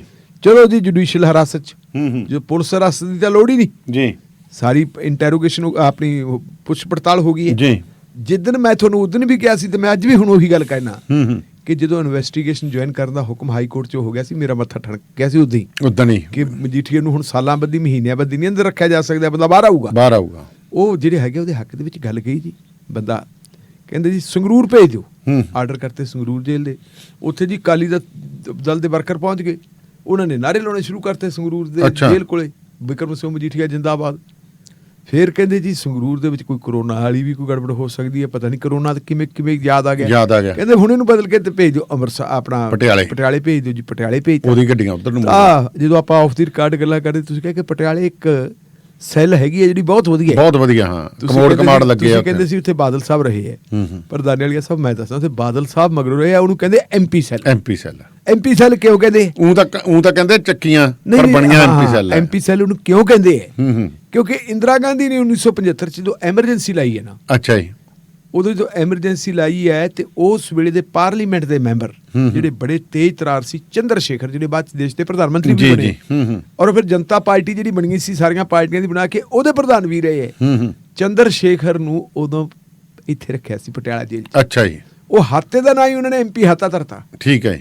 ਉਹਦੇ ਵਿੱਚ ਇੰਗਲਿਸ਼ ਸੀਟਾਂ ਸੁੱਟਾਂ ਸਾਰੀਆਂ ਲੱਗੀਆਂ ਹੋਈਆਂ ਸੀ। ਫਿਰ ਉਹ ਵਕਤ ਦੇ ਨਾਲ ਸੀਟਾਂ ਸੁੱਟਾਂ ਥੋੜ੍ਹੀਆਂ ਜੀਆਂ ਖਰਾਬ ਹੋ ਗਈਆਂ। ਫਿਰ ਉਹ ਸਮਾਂ ਆ ਗਿਆ ਜਦੋਂ ਅਮਰਿੰਦਰ ਸਿੰਘ ਮੁੱਖ ਮੰਤਰੀ ਹੁੰਦਾ ਸੀਗਾ ਤੇ ਆਪਣੇ ਬਾਦਲ ਸਾਹਿਬ ਨੂੰ ਤੇ ਸੁਖਬੀਰ ਜੀ ਨੂੰ ਜਾਣਾ ਪੈ ਗਿਆ। ਰਾਤੇ ਰਾਤ ਫਿਰ ਉਹ ਸਾਰੀਆਂ ਜਿਹੜੇ ਹੈਗੇ ਇੰਗਲਿਸ਼ ਜਿਹੜੀਆਂ ਸੀਟਾਂ ਸੁੱਟਾਂ ਸਾਰੀਆਂ ਲਵਾਤੀਆਂ ਸੀ, ਉਹ ਹੁਣ ਬਰਕਰਾਰ ਆ ਸਾਰਾ ਕੁਝ। ਮੇਰਾ ਖਿਆਲ ਹੈ ਜੀ ਇਹ ਵੀ ਹੁਕਮ ਹੋ ਗਿਆ ਹੋਣਾ ਕਿ ਕਾਕਾ ਜੀ ਵਾਸਤੇ ਚੰਗਾ ਸੈੱਲ ਚਾਹੀਦਾ। ਕਲੀ ਕੁਲੀ ਕੀਤੀ ਕਰਾਈ ਹੋਵੇ। ਉਹ ਸੰਗਰੂਰ ਤੱਕ ਲਿਜਾਂਦਾ ਰਾਹ ਚੋਂ ਫਿਰ ਮੋੜ ਇੰਨੇ ਚ ਕਲੀ ਹੋ ਗਈ, ਉਹ ਕਲੀ ਹੋ ਗਈ, ਨਹੀਂ ਤਾਂ ਬੈੱਡ ਬੂਡ ਤਾਂ ਨਵੇਂ ਲੱਗ ਹੀ ਗਏ ਹੋਣਗੇ ਨਾ, ਕੋਈ ਖਾਸ ਗੱਲ ਨਹੀਂ ਜੀ। ਉੱਥੇ ਚਲੋ ਟੀਵੀ ਟੂਵੀ ਵੀ ਲਾਉਣਾ ਪੈਂਦਾ ਹੈ ਇੰਟਰਟੇਨਮੈਂਟ ਵਾਸਤੇ। ਸਵਾਲ ਤੁਹਾਡਾ ਇਹ ਸੀਗਾ ਕਿ ਇਹਨਾਂ ਨੇ ਦਬਾ ਕਿਉਂ ਨਹੀਂ ਦਿੱਤਾ, ਜ਼ੋਰ ਕਿਉਂ ਨਹੀਂ ਪਾਇਆ ਕਿ ਜੀ ਮਜੀਠੀਆ ਸਾਹਿਬ ਦੀ ਸਾਨੂੰ ਕਸਟੋਡੀਅਲ ਇੰਟਰੋਗੇਸ਼ਨ ਜ਼ਰੂਰਤ ਹੈ। ਉਹ ਇਸ ਕਰਕੇ ਨਹੀਂ ਪਾਇਆ ਜੀ 10 ਤਾਰੀਖ ਨੂੰ ਰਿਜ਼ਲਟ ਆ ਰਿਹਾ ਤੇ 10 ਤਾਰੀਖ ਨੂੰ ਰਿਜ਼ਲਟ ਚੋਂ ਨਿਕਲੂਗਾ ਕੀ? ਪਹਿਲੀ ਸੱਟੇ ਆਪਾਂ ਨੂੰ ਇਹ ਲੱਗਦਾ ਕਿ ਆਮ ਆਦਮੀ ਪਾਰਟੀ ਵੱਡੀ ਪਾਰਟੀ ਵਜੋਂ ਉੱਭਰ ਰਹੀ ਹੈ, ਪਰ ਕੀ ਵੱਡੀ ਪਾਰਟੀ ਬਣ ਕੇ ਸਭ ਤੋਂ ਵੱਡੀ ਪਾਰਟੀ ਆਮ ਆਦਮੀ ਪਾਰਟੀ ਆਪਣੀ ਸਰਕਾਰ ਬਣਾ ਲੂਗੀ? ਇਹਦਾ ਜਵਾਬ ਮੈਂ ਨਹੀਂ ਦਿੰਦਾ, ਪਰ ਇੱਕ ਜਵਾਬ ਦਾ ਮੈਂ ਜ਼ਿਕਰ ਕਰਦਾ ਜੀ। ਬਿਕਰਮ ਸਿੰਘ ਮਜੀਠੀਆ ਨੇ ਕਿਹਾ ਸੀਗਾ ਵੀ ਅਸੀਂ, ਸੁਖਬੀਰ ਸਿੰਘ ਬਾਦਲ ਨੇ ਬੋਲਿਆ ਵੀ ਜਦੋਂ ਪੋਸਟ ਪੋਲ ਪ੍ਰੀ ਪੋਲ ਨਹੀਂ ਪੋਸਟ ਪੋਲ ਅਲਾਇੰਸ ਹੋ ਸਕਦਾ ਭਾਰਤੀ ਜਨਤਾ ਪਾਰਟੀ, ਖੁੱਲ ਕੇ ਬੋਲਿਆ, ਉਹ ਖੁੱਲ ਕੇ ਬੋਲਿਆ। ਅਮਿਤ ਸ਼ਾਹ ਨੇ ਉਹਦਾ ਜਵਾਬ ਦਿੱਤਾ, ਕਹਿੰਦੇ ਪੰਜਾਬ ਦੇ ਚੋਣ ਰਿਜ਼ਲਟ ਕਿਹੋ ਜਿਹੇ ਹੋਣਗੇ, ਕਿਸ ਪੈਟਰਨ ਤੇ ਉੱਥੇ ਲੋਕਾਂ ਨੇ ਵੋਟਾਂ ਪਾਈਆਂ, ਕਹਿੰਦੇ ਕੋਈ ਜੋਤਸ਼ੀ ਵੀ ਦੱਸ ਸਕਦਾ, ਕੋਈ ਜੋਤਸ਼ੀ ਵੀ ਹੀ ਦੱਸ ਸਕਦਾ, ਆਪਾਂ ਨੂੰ ਤਾਂ ਨਹੀਂ ਪਤਾ ਲੱਗਦਾ। ਤੇ ਜੋਤਸ਼ੀ ਫਿਰ ਕੀ ਦੱਸੂਗਾ ਚੋਣਾਂ ਤੋਂ ਬਾਅਦ? ਫਿਰ ਜੋਤਿਸ਼ ਤਾਂ ਮੇਰਾ ਖਿਆਲ ਅਡਾਨੀ ਅੰਬਾਨੀ ਉਹੀ ਦੱਸਣਗੇ। ਜੋਤਿਸ਼ ਤਾਂ ਉਹਨਾਂ ਕੋਲੇ 45 ਕ ਬੰਦੇ ਉਹ ਹੈ ਜਿਨ੍ਹਾਂ ਨੂੰ ਟਿਕਟਾਂ ਆਮ ਆਦਮੀ ਪਾਰਟੀ ਨੇ ਦਿੱਤੀਆਂ, ਜਿਹੜੇ ਰਾਤੇ ਰਾਤ ਆਏ ਬਦਲ ਕੇ ਆਏ ਸੀ। ਉਹ ਕਾਰੋਬਾਰੀ ਵੀ ਲੋਕ ਵੀ ਹੈ। ਦਾਨੇਵਾਲੀਆ ਸਾਹਿਬ ਮੈਂ ਚੰਡੀਗੜ੍ਹ ਜਾ ਕੇ ਆਇਆ ਸੋਮਵਾਰ ਨੂੰ, ਪਿਛਲੇ ਸੋਮਵਾਰ ਨੂੰ। ਚੰਡੀਗੜ੍ਹੋਂ ਜਿਹੜੀਆਂ ਮੈਨੂੰ ਕਨਸੂਆਂ ਮਿਲੀਆਂ, ਕਹਿੰਦੇ ਵੀ ਬੰਦੇ ਜਿਹੜੇ ਕਾਂਗਰਸ ਪਾਰਟੀ ਵੱਲੋਂ ਜਿੱਤ ਪ੍ਰਾਪਤ ਕਰ ਰਹੇ ਐਮਐਲਏ, ਉਹਨਾਂ ਨੇ ਕਹਿੰਦੇ ਜੀ ਸੀਸਮਾਂ ਵੱਲ ਵੀ ਗੇੜੇ ਮਾਰਨੇ ਸ਼ੁਰੂ ਕਰਤੇ। ਅੱਛਾ। ਤੇ ਨਾਲ ਗਜਿੰਦਰ ਸਿੰਘ ਸ਼ੇਖਾਵਤ ਨੂੰ ਵੀ ਸਲਾਮ ਬੁਲਾਏ ਵੀ ਜਨਾਬ ਜੇ ਲੋੜ ਹੋਈ ਤਾਂ ਅਸੀਂ ਹਾਜ਼ਰ ਹਾਂ, ਤੁਸੀਂ ਸਾਰਾ ਕੁਝ ਕਰ ਲਿਓ। ਇਸ ਕਰਕੇ ਇਹ ਮੈਂ ਪਹਿਲਾਂ ਵੀ ਕਹਿੰਦਾ ਸੀ ਕਿ ਇਲੈਕਸ਼ਨ ਆਫਟਰ ਇਲੈਕਸ਼ਨ ਹੋਰ ਹੋਣਾ ਹੈ। ਇਲੈਕਸ਼ਨ ਤੋਂ ਬਾਅਦ ਅਜੇ ਇੱਕ ਜੋ ਰਜਮਾਈ ਹੋਰ ਹੋਣੀ ਹੈ। ਤੇ ਫਿਰ ਬਲਕਾਰ ਸਿੰਘ ਨੂੰ ਵੀ ਦਿਸਦਾ ਹੈ ਕਿ ਮਜੀਠੀਆ ਕਾਗਜ਼ ਦਿਖਾ ਕਹਿੰਦਾ ਸੀ ਕਿ ਦਾਸ ਤੇ ਵੀ ਕਿਰਪਾ ਇਹਦੀ ਹੋਈ ਆ, ਤੇ ਵੀ ਕਿਤੇ ਇਹ ਨਾ ਹੋ ਜੇ ਮੇਰੇ ਤੇ ਸੱਚੀ ਮਿੱਚੀ ਕਿਰਪਾ ਕਰਦੇ। ਕੱਲ ਤਾਂ ਜੀ ਮੈਨੂੰ ਹੀ ਲੱਗਦੀ ਹੈ ਵੀ ਇਹ ਉਹੀ ਕੁਛ ਹੈ। ਤੁਹਾਡੇ ਹੁਣ ਯਾਦ ਮੈਂ ਖੋਰ ਕਰਾਉਣਾ ਜੀ, ਸਰਦਾਰ ਪ੍ਰਕਾਸ਼ ਸਿੰਘ ਬਾਦਲ, ਸੁਖਬੀਰ ਸਿੰਘ ਦੀ ਮਾਤਾ ਜੀ ਸਰਦਾਰਨੀ ਸੁਰਿੰਦਰ ਕੌਰ ਬਾਦਲ ਦਾ ਨਾਂ ਵੀ ਪਾਇਆ ਸੀ ਜੀ, ਸੋਮਿਆਂ ਤੋਂ ਵੱਧ ਜਾਇਦਾਦ ਵਾਲੀ ਮੁਕੱਦਮੇ ਦੇ ਵਿੱਚ। ਤੇ ਪਾਇਆ ਕਿਹਨੇ ਸੀ ਜੀ? ਸੁਰਿੰਦਰਪਾਲ ਸਿੰਘ ਬਿਰਕ ਜੀ। ਤੇ ਉਹੀ ਸੁਰਿੰਦਰਪਾਲ ਸਿੰਘ ਬਿਰਕ ਮੁੜ ਕੇ ਵੀ ਐਸਐਸਪੀ ਲੱਗਿਆ ਰਿਹਾ। ਤੇ ਉਹੀ ਸੁਰਿੰਦਰਪਾਲ ਬਿਰਕ ਜਿਹੜੇ ਗਵਾਹ ਬਣਾਏ ਸੀ, ਉਹਨਾਂ ਗਵਾਹਾਂ ਦੀਆਂ ਬਾਹਾਂ ਮਰੋੜ ਕੇ ਲਿਆਉਂਦਾ ਰਿਹਾ ਵੀ ਚਲੋ ਗਵਾਹੀ ਮੁਕਰੋ, ਤੇ ਉਹਨਾਂ ਨੇ ਗਵਾਹੀ ਮੁਕਰੀ ਸੀ, ਉਹ ਬਰੀ ਹੋ ਗਏ ਸੀ। ਤੇ ਮੈਨੂੰ ਲੱਗਦੀ ਹੈ ਕਿ ਤੁਸੀਂ ਤਾਂ ਇਹ ਪੁੱਛਦੇ ਹੋ ਕਿ ਜੀ ਰਿਮਾਂਡ ਕਿਉਂ ਨਹੀਂ ਮੰਗਿਆ? ਬਲਕਾਰ ਸਿੰਘ ਤਾਂ ਗਵਾਹੀਆਂ ਮੁਕਰਾਊਗਾ। ਅੱਛਾ। ਬਿਕਰਮ ਸਿੰਘ ਮਜੀਠੀਆ ਤੇ ਜੀ ਕੇਸ ਹੀ ਨਹੀਂ ਬਣਦਾ, ਧੱਕੇ ਨਾਲ ਬਣਵਾਤਾ ਜੀ। ਇਹਦਾ ਅਸਥਾਨਾ ਸਾਹਿਬ ਲਿਖ ਗਏ ਸੀ ਜੀ, ਇਹ ਤਾਂ 15 ਦਿਨ ਵਾਲਾ ਡੀਜੀਪੀ ਕਰਵਾ ਗਿਆ ਸਾਰਾ ਕੁਝ। ਇਹ ਤਾਂ ਜੀ ਉਹ ਡੀਜੀ ਇਹਦਾ ਡਰਾਫਟ ਸੀ ਨਾ ਹੋਣਾ ਇਸੇ ਕਰਕੇ ਜੇ ਤੂੰ ਮੈਂ ਗੱਲ ਛੇੜੀ ਜਦ ਪਰਦਾ ਗਿਰੇਗਾ ਤਾਂ ਸੀਨ ਇਹ ਹੋਗਾ। ਇਸੇ ਕਰਕੇ ਮੈਂ ਅਮਰਿੰਦਰ ਜਿਹੜਾ ਕਹਿੰਦਾ ਸੀ ਕੋਈ ਗੱਲ ਨਹੀਂ ਜਿੱਲੇ ਲੈ ਗਏ ਉਦੋਂ ਅਗਲੇ ਦਿਨ ਹੀ ਜ਼ਮਾਨਤ ਹੋ ਜਾਣੀ ਹੈ। ਪੇਸ਼ ਕਰੋਗੇ ਤਾਂ ਜ਼ਮਾਨਤ ਹੋ ਜੂਗੀ ਪਹਿਲੀ ਪੇਸ਼ੀ ਤੇ। ਕਿਉਂਕਿ ਪਤਾ ਨਾ ਇਬਾਰਤ ਕਿਹਨੇ ਲਿਖੀ ਨਹੀਂ ਪਤਾ ਇਸ ਗੱਲ ਦਾ ਹੈ ਕਿ ਸਿਸਟਮ ਕੀ ਹੈ। ਹਾਂ ਸਿਸਟਮ ਦੇ ਵਿੱਚ ਸਿਸਟਮ ਦੇ ਜਿਹੜੇ ਪਿਆਦੇ ਹੈ ਸ਼ਤਰੰਜ ਦੇ ਪਿਆਦੇ ਹੁੰਦੇ ਆ ਨਾ ਮੋਹਰੇ ਤੇ ਪਿਆਦੇ ਜਿਹੜੇ ਪਿਆਦੇ ਤਾਂ ਉਹੀ ਹੈ ਨਾ ਪਿਆਦੇ ਨਾਲ ਦੀ ਨਾਲ ਹੀ ਰੰਗ ਬਦਲ ਜਾਂਦੇ। ਮੈਂ ਸੁਰਿੰਦਰਪਾਲ ਬਿਰਕ ਵਾਲੀ ਤੁਹਾਨੂੰ ਗੱਲ ਦੱਸ ਕੇ ਵੀ ਕਿਵੇਂ ਬਦਲੇ ਸੀ। ਉਹ ਸਾਡਾ ਵੀ ਇੱਕ ਸੱਜਣ ਜਿਹੜਾ ਸੀਗਾ ਨਾ ਜੀ ਇੱਕ ਉਹ ਜਿਹੜਾ ਸੀ ਆਪਣੇ ਦੇ ਵਾਲਾ ਕੀ ਉਹਨੂੰ ਕਹਿੰਦੇ ਹੁੰਦੇ ਆਪਣਾ ਨੌਕਰੀ ਬਦਲੇ ਪੈਸਿਆਂ ਬਦਲੇ ਨੌਕਰੀ ਵਾਲਾ ਸਕੈਂਡਲ ਰਵੀ ਸਿੱਧੂ ਵਾਲਾ ਕੰਮ ਕੇ ਬਦਲੇ ਨਾਲ ਸੀ। ਹਾਂ ਉਹ ਉਹਦੇ ਚ ਇੱਕ ਸਾਡਾ ਵੀ ਜਾਣ ਪਛਾਣ ਵਾਲਾ ਬੇਲੀ ਸੀਗਾ। ਜਦੋਂ ਉਹਦੀ ਜ਼ਮਾਨਤ ਹੋ ਗਈ ਮੈਂ ਉਹਨੂੰ ਪੁੱਛਿਆ ਮੈਂ ਕਿਹਾ ਯਾਰ ਤੁਸੀਂ ਬਾਈ ਜੀ ਕਿਵੇਂ ਮਹਿਸੂਸ ਕੀਤਾ? ਉਹ ਕਹਿੰਦਾ ਯਾਰ ਉਹ ਪੜ੍ਹਿਆ ਲਿਖਿਆ ਬੰਦਾ ਕਾਫੀ ਜੀ ਤੇ ਕਸੂਰ ਉਹਦਾ ਇੰਨਾ ਕੀ ਸੀ ਵੀ ਉਹ ਬੰਦਾ ਕਿਤੇ ਰਵੀ ਸਿੱਧੂ ਨਾਲ ਉਹਦੀ ਸਤਿ ਸ੍ਰੀ ਅਕਾਲ ਸੀ ਇਕੱਠੇ ਪੜ੍ਹਦੇ ਰਹੇ ਸੀ। ਤੇ ਜਦੋਂ ਫਿਰ ਤੁਹਾਨੂੰ ਪਤਾ ਵੀ ਪੁੱਠਾ ਵਕਤ ਆਉਂਦਾ ਵੀ ਜਿੰਨੇ ਜਾਣ ਪਛਾਣ ਵਾਲੇ ਉਹ ਵੀ ਚੱਕ ਲੋ। ਉਹਨੇ ਵੀ ਕਿਤੇ 2-4 ਫੋਨ ਕੀਤੇ ਸੀ ਵੀ ਆ ਦੇਖ ਲਈ ਯਾਰ ਬੰਦਾ ਆਪਣਾ ਹੀ ਉਹਨੂੰ ਵੀ ਚੱਕ ਲਿਆ। ਉਹਦੀ ਜੇ ਜ਼ਮਾਨਤ ਹੋ ਗਈ ਦਾਰਾ ਪਜਾਮਾ ਬਾਈ ਜੀ ਕਿਵੇਂ? ਉਹ ਕਹਿੰਦਾ ਯਾਰ ਮੇਰੀ ਤਾਂ ਬਹੁਤ ਯਾਰ ਸਾਲਾ ਸਲਤਾ। ਮੈਂ ਕੀ ਕਹਿੰਦਾ ਯਾਰ ਅਨਪੜ੍ਹ ਬੰਦਿਆਂ ਨਾਲ ਜਦੋਂ ਵਾਹ ਪੈ ਜੇ ਨਾ ਫਿਰ ਪਤਾ ਲੱਗਦਾ ਮੈਂ ਕੀ ਗੱਲ। ਆਪਣੇ ਜ਼ਿਲ੍ਹੇ ਦਾ ਡੀਐਸਪੀ ਸੀ ਜੀ ਇੱਕ ਮੈਂ ਨਾਂ ਨਹੀਂ ਲੈਂਦਾ ਹੁਣ। ਅੱਛਾ ਜੀ। ਉਹ ਕਹਿੰਦਾ ਵੀ ਜਦੋਂ ਮੈਨੂੰ ਪਟਿਆਲਾ ਜੇਲ੍ਹ ਤੋਂ ਲੈ ਕੇ ਪੇਸ਼ੀ ਵਾਸਤੇ ਚੰਡੀਗੜ੍ਹ ਅਦਾਲਤ 'ਚ ਪੇਸ਼ ਕਰਕੇ ਪਟਿਆਲਾ ਜੇਲ੍ਹ ਨੂੰ ਲੈ ਕੇ ਜਾ ਰਹੇ ਸੀ ਤੇ ਰਾਹ ਦੇ ਵਿੱਚ ਮੂਹਰੇ ਟਰੱਕ ਤੁਰਿਆ ਜਾਵੇ। ਅੱਛਾ ਜੀ। ਟਰੱਕ ਤੁਰਿਆ ਜਾਵੇ ਉਹ ਹਾਰਨ ਮਾਰੇ ਟਰੱਕ ਵਾਲੇ ਨੂੰ ਕਿਤੇ ਨਹੀਂ ਪਤਾ ਲੱਗਿਆ। ਤੁਹਾਨੂੰ ਪਤਾ ਵੀ ਵਿਚਾਰੇ ਥੱਕੇ ਥਾਰੇ ਹੁੰਦੇ। ਫਿਰ ਜੀ ਉਹਨੇ ਕਹਿੰਦੇ ਭੱਜ ਕੇ ਉਹ ਡਰਾਈਵਰ ਨੂੰ ਕਹਿੰਦਾ ਗੱਡੀ ਮੂਹਰੇ ਲਾ। ਉਹਨੇ ਜਿੱਥੇ ਕਿਤੇ ਮਾੜਾ ਜਿਹਾ ਰਸਤਾ ਮਿਲਿਆ ਡਰਾਈਵਰ ਨੇ ਖਿੱਚੀ ਜਿਪਸੀ ਤੇ ਮੂਹਰੇ ਲਾਤੀ ਜੀ। ਮੂਹਰੇ ਲਾ ਕੇ ਜੀ ਉਹ ਨਿਕਲ ਕੇ ਆ ਕੇ ਖੜ ਕੇ ਉਹਨੂੰ ਕਹਿੰਦਾ ਲਿਆ ਡਰਾਈਵਰ ਨੂੰ। ਹਾਂ ਓਏ ਡਰਾਈਵਰ ਨੇ ਸਤਿ ਸ੍ਰੀ ਅਕਾਲ ਬੁਲਾਈ। ਤੂੰ ਆਦਾ ਤੈਨੂੰ ਪਤਾ ਨਹੀਂ ਮੈਂ ਕੌਣ ਹੈ? ਤੂੰ ਮੈਨੂੰ ਜਾਣਦਾ ਨਹੀਂ? ਉਹ ਤਾਂ ਜਨਾਬ ਮੈਂ ਤਾਂ ਤੁਹਾਨੂੰ ਕਦੇ ਦੇਖਿਆ। ਉਹ ਤੂੰ ਮੈਨੂੰ ਨਹੀਂ ਜਾਣਦਾ? ਉਹਦਾ ਨਹੀਂ ਤੂੰ ਮੈਨੂੰ ਜਾਣਦਾ ਨਹੀਂ? ਉਹ ਤਾਂ ਜੀ ਮੈਂ ਹੁਣ ਤੁਹਾਨੂੰ ਕਿਵੇਂ ਜਾਣਦਾ? ਉਹ ਮੇਰੀਆਂ ਹਿੱਟ ਕਹਿੰਦਾ ਫੋਟੋਆਂ ਲੱਗੀਆਂ ਪਈਆਂ ਅਖਬਾਰਾਂ 'ਚ। ਤੈਨੂੰ ਪਤਾ ਨਹੀਂ ਮੈਂ ਫਲਾਨਾ ਸਿਓ ਬਰਾੜ ਆ ਡੀਐਸਪੀ ਜਿਹਨੇ ਰਵੀ ਸਿੱਧੂ ਫੜਿਆ ਵਾ। ਤੇ ਮੁੜ ਕੇ ਜਦੋਂ ਰਵੀ ਸਿੱਧੂ ਵਾਲੇ ਕੇਸ ਦਾ ਪਤਾ ਲੱਗਿਆ ਤੇ ਸਾਰੇ ਪਤਾ ਨਹੀਂ ਲੱਗਿਆ ਬਰਿਆੜ ਤੇ ਕਿੱਧਰ ਕੀ ਕੁਛ ਬਰਿਆੜੂਰੀ ਬਣ ਗਏ ਕਿੱਧਰ ਦੀ ਕਿੱਧਰ ਗਿਆ। ਇਹ ਤਾਂ ਉਹ ਗੱਲ ਹੋਣ ਵਾਲੀ ਹੈ ਜੀ। ਤਾਂ ਪਤਾ ਨਹੀਂ ਕੀ ਕੁਛ ਵੇਖਿਆ ਹੀ ਆਪਾਂ 2002 ਚ ਜਿਹੜਾ ਕੈਪਟਨ ਦੇ ਖਿਲਾਫ ਉਦੋਂ ਮਾਰਦੇ ਰਹੇ ਆ ਆਪਣੇ ਕੈਪਟਨ ਸਰਕਾਰ ਚ ਬਾਦਲਾਂ ਦੇ ਖਿਲਾਫ ਫੀਤੀਆਂ ਮਾਰਦੇ ਰਹੇ ਤੇ ਉਹ ਫੀਤੇ ਹੀ ਘਸ ਗਏ। ਉਹ ਫੀਤੇ ਕੀ ਘਸ ਗਏ ਜੀ? ਉਹ ਫੀਤੇ ਮਰਵਾਉਣ ਵਾਲਾ ਤਾਂ ਸੁਰਿੰਦਰਪਾਲ ਵਿਰਕੀ ਸੀ। ਹਾਂ ਘਸਾਤੇ ਸਾਰੇ ਸਾਈ ਹੈ। ਹਾਂਜੀ ਚਲੋ ਇਹ ਤਾਂ ਫੀਤੇ ਦੇਖਦੇ ਆ ਜੀ ਪੰਜਾਬ ਦੇ ਫੀਤੇ ਘਸਣਗੇ। ਹੋਰ ਤਾਂ ਇੱਥੇ ਕੀ ਉਹਨਾਂ ਮਾਵਾਂ ਰੋਈ ਜਾਂਦੀਆਂ ਪਿੱਟੀ ਜਾਂਦੀਆਂ ਹੈ ਜੀ। ਤੇ ਹੁਣ ਆਪਾਂ ਕਰਨਾਟਕ ਜਾਣ ਤੋਂ ਪਹਿਲਾਂ ਫਿਰ ਬਾਦਲ ਸਾਹਿਬ ਦੀ ਵੀ ਗੱਲ ਕਰ ਲਈਏ। ਬਾਦਲ ਸਾਹਿਬ ਨੇ ਜ਼ਮਾਨਤ ਲਈ ਹੈ ਜੀ ਇੱਕ। ਇਹ ਕਿਹੜੇ ਕੇਸ 'ਚ ਕੋਈ ਇਹੋ ਜਿਹਾ ਤਾਂ ਨਹੀਂ ਮਾਮਲਾ ਜਿੱਥੇ ਜੇਲ੍ਹ ਜੂਲ ਚੱਲੇ ਹੁਣ? ਦੇਖੋ ਇਤਫਾਕ ਹੈ ਇਹ ਕਿ ਜਦੋਂ ਬਾਦਲ ਸਾਹਿਬ ਨੇ ਇੱਕ ਵਾਰੀ ਤੁਹਾਡੇ ਯਾਦ ਹੋਣਾ NRI ਭਾਈਚਾਰੇ ਦਾ ਇੱਕ ਸਮਾਗਮ ਹੋਇਆ ਸੀ ਜਲੰਧਰ 'ਚ ਜੀ। ਤੇ ਬਾਦਲ ਸਾਹਿਬ ਬੋਲ ਰਹੇ ਸੀ ਉਸੇ ਸਮਾਗਮ ਦੇ ਵਿੱਚ। ਮੇਰਾ ਖਿਆਲ ਹੈ ਵੀ ਮਜੀਠੀਆ ਸਾਹਿਬ ਉਦੋਂ NRI ਮੰਤਰੀ ਹੁੰਦੇ ਸੀ, ਇਹ ਵੀ ਬੈਠੇ ਸੀ। ਤਾਂ ਗੱਲ ਕਰਦੇ ਬਾਦਲ ਸਾਹਿਬ ਕਹਿੰਦੇ ਵੀ ਵੇਖੋ ਆ ਮੁੰਡੇ ਆ ਹੁਣ ਕੱਲ੍ਹ ਦੇ ਮੁੰਡੇ ਆ, ਇਹ ਵੀ ਮੇਰੇ ਵਾਲੀ ਕੁਰਸੀ ਕੰਨੀ ਝਾਕੀ ਜਾਂਦੇ ਆ ਵੀ ਅਸੀਂ ਵੀ ਕਦੇ ਮੁੱਖ ਮੰਤਰੀ ਬਣ ਜਗੇ। ਤੇ ਕੁਰਬਾਨੀ ਇਹਨਾਂ ਦੀ ਕੀ ਹੈ? ਕਿਉਂ ਵੀ ਕਾਕਾ ਕਦੇ ਜੇਲ੍ਹ ਕੱਟੀ ਹੈ ਜੀ? ਨਹੀਂ ਜੀ। ਕਹਿੰਦੇ ਵੀ ਅਸੀਂ ਤਾਂ ਫਿਰ ਜੇਲ੍ਹਾਂ ਕੱਟੀਆਂ ਲੋਕਾਂ ਦੀ ਖਾਤਰ, ਪੰਥ ਦੀ ਖਾਤਰ, ਪੰਜਾਬ ਦੀ ਖਾਤਰ, ਫਿਰ ਇਹ ਕੁਰਸੀ ਮਿਲਦੀ ਹੈ। ਕਾਕਾ ਕੋਰਸ ਨਹੀਂ ਕੀਤੇ, ਜੇ ਕੋਰਸ ਕਰਨੇ ਪੈਣਗੇ। ਸਾਹਿਬ ਇਹ ਵੀ ਇਤਫਾਕ ਹੈ ਕਿ ਕੱਲ ਉਧਰੋਂ ਤਾਂ ਮਜੀਠੀਆ ਸਾਹਿਬ ਕੋਰਸ ਦਾ ਪਹਿਲਾ ਪਾਠ ਪੜ੍ਹ ਰਹੇ ਸੀ। ਅੱਛਾ ਜੀ। ਉਹ ਬੈਠੇ ਸੀ ਉਹਦੀ ਮੋਹਾਲੀ ਵਾਲੀ ਅਦਾਲਤ ਦੇ ਫੱਟੇ ਤੇ ਉਧਰੋਂ ਜਿਹੜੇ ਬਾਬੇ ਨੇ ਕਿਹਾ ਸੀ ਵੀ ਕਾਕਾ ਜੀ ਤੁਸੀਂ ਪਾਠ ਆਪਣਾ ਪਹਿਲਾ ਪਾਠ ਪੜ੍ਹੋ, ਕੋਰਸ ਕਰੋ, ਤੇ ਉਹ ਬੈਠੇ ਸੀਗੇ ਹੁਸ਼ਿਆਰਪੁਰ ਦੀ ਅਦਾਲਤ 'ਚ। ਇਹ ਇਤਫਾਕ ਨਹੀਂ। ਹੁਣ ਪ੍ਰਕਾਸ਼ ਸਿੰਘ ਬਾਦਲ ਹੋਰਾਂ ਨੇ ਜਿਹੜੀਆਂ ਜੇਲ੍ਹਾਂ ਕੱਟੀਆਂ ਉਹਨਾਂ ਨੇ ਤਾਂ ਪੰਜਾਬੀ ਸੂਬੇ ਦੀ ਖਾਤਰ ਵੀ ਕੱਟੀਆਂ, ਜਮਹੂਰੀਅਤ ਦੇ ਤੌਰ ਤੇ ਆਪਾਂ ਕਹਿ ਸਕਦੇ ਕੋਈ ਚੱਜ ਦੇ ਕੰਮ ਗਏ। ਅਕਾਲੀ ਦਲ ਵਾਸਤੇ ਕੱਟੀਆਂ ਪਰ ਉਹਨਾਂ ਨੇ ਤਾਂ ਨਸ਼ੇ ਪੱਤੇ ਵਾਲੇ ਕੰਮ ਸੀ ਉਹਨਾਂ ਦਾ ਨਾਮ। ਉਹ ਹੁਣ ਬਣਦੀ ਤਾਂ ਪਰ ਉਹਨਾਂ ਕੋਲ ਇੱਕ ਦਾ ਹੈਗਾ ਵੀ ਜੀ ਰਾਜਸੀ ਬਦਲਾਖੋਰੀ। ਉਹ ਕਹਿਣਗੇ ਹੁਣ ਰਾਜਸੀ ਬਦਲਾਖੋਰੀ ਦੇ ਬਦਲੇ ਮਤਲਬ ਅਸੀਂ ਹੈਗੇ ਹਾਂ ਜੀ। ਉਹ ਹੋ ਗਏ। ਬਾਦਲ ਸਾਹਿਬ ਨੂੰ ਜਿਹੜੇ ਕੇਸ ਦੇ ਵਿੱਚ ਕੱਲ ਪੇਸ਼ੀ ਭੁਗਤਣੀ ਪਈ ਉਹ ਕੇਸ ਹੈਗਾ ਜੀ 2 ਸੰਵਿਧਾਨਾਂ ਦਾ। ਅੱਛਾ ਜੀ। 2 ਸੰਵਿਧਾਨ ਇਹ ਕਿ ਭਾਰਤ ਦਾ ਜਿਹੜਾ ਸੰਵਿਧਾਨ ਹੈ ਇਹਦੇ ਵਿੱਚ ਇੱਕ ਅਮੈਂਡਮੈਂਟ ਕਰਤੀ ਸੀ ਕਿ ਭਾਰਤ ਦੇ ਵਿੱਚ ਉਹੀ ਪੋਲੀਟੀਕਲ ਪਾਰਟੀ ਚੋਣਾਂ 'ਚ ਭਾਗ ਲੈ ਸਕੂਗੀ ਜਿਹੜੀ ਪਾਰਟੀ ਸੈਕੂਲਰਿਜ਼ਮ ਨੂੰ ਪ੍ਰਣਾਈ ਹੋਵੇ। ਹਰ ਪੋਲੀਟੀਕਲ ਪਾਰਟੀ ਨੂੰ ਇਹ ਡਿਕਲੇਅਰ ਕਰਨਾ ਪੈਣਾ ਕਿ ਅਸੀਂ ਸੈਕੂਲਰ ਹਾਂ, ਧਰਮ ਨਿਰਪੱਖ ਹਾਂ ਜੀ। ਸੋ ਬਾਦਲ ਸਾਹਿਬ ਦੀ ਪਾਰਟੀ ਸ਼੍ਰੋਮਣੀ ਅਕਾਲੀ ਦਲ ਨੇ ਇੱਕ ਆਪਣਾ ਸੰਵਿਧਾਨ ਜਿਹੜਾ ਬਣਾਇਆ, ਹੂੰ ਜਿਹੜਾ ਭਾਰਤੀ ਚੋਣ ਕਮਿਸ਼ਨ ਕੋਲੇ ਜਮ੍ਹਾਂ ਕਰਵਾਇਆ, ਉਹਦੇ ਵਿੱਚ ਇਹ ਲਿਖ ਦਿੱਤਾ ਕਿ ਸਾਡੀ ਪਾਰਟੀ ਸੈਕੂਲਰ ਪਾਰਟੀ ਹੈ ਜੀ, ਇਹ ਭਾਰਤ ਦੇ ਸੰਵਿਧਾਨ ਦੇ ਮੁਤਾਬਕ ਚੱਲਣ ਵਾਲੀ ਪਾਰਟੀ ਹੈ। ਹੂੰ ਚਲੋ ਜੀ, ਚੋਣਾਂ ਤੇ ਲੜਦੇ ਰਹੇ। ਉਸ ਤੋਂ ਬਾਅਦ ਤੁਹਾਨੂੰ ਪਤਾ ਵੀ ਸ਼੍ਰੋਮਣੀ ਕਮੇਟੀ ਦੀਆਂ ਚੋਣਾਂ ਆ ਜਾਂਦੀਆਂ, ਸ਼੍ਰੋਮਣੀ ਗੁਰਦੁਆਰਾ ਪ੍ਰਬੰਧਕ ਕਮੇਟੀ ਵੀ, ਜੇ ਦਿੱਲੀ ਗੁਰਦੁਆਰਾ ਮੈਨੇਜਮੈਂਟ ਕਮੇਟੀ ਹੈ ਜਿਹੜੀ, ਉਹਦੀਆਂ ਚੋਣਾਂ ਵੀ ਆਉਂਦੀਆਂ। ਉੱਥੇ ਜਿਹੜਾ ਹੈਗਾ ਜੀ, ਭਾਰਤ ਦਾ ਚੋਣ ਕਮਿਸ਼ਨ ਨਹੀਂ ਕੰਮ ਕਰਦਾ, ਉੱਥੇ ਗੁਰਦੁਆਰਾ ਕਮਿਸ਼ਨ ਕੰਮ ਕਰਦਾ, ਉਹ ਕਮਿਸ਼ਨ ਅੱਡ ਹੈ। ਉੱਥੇ ਵੀ ਹੁਣ ਆਪਾਂ ਕੀ ਕਰੀਏ ਜੀ, ਉੱਥੇ ਤਾਂ ਤੁਹਾਨੂੰ ਚੋਣ ਨਿਸ਼ਾਨ ਮਿਲਦਾ ਜੇ ਤੁਸੀਂ ਕਹੋਗੇ ਜੀ ਸਾਡੀ ਧਾਰਮਿਕ ਪਾਰਟੀ ਹੈ, ਕਿਉਂਕਿ ਧਰਮ ਕਰਮ ਦਾ ਕੰਮ ਹੈ।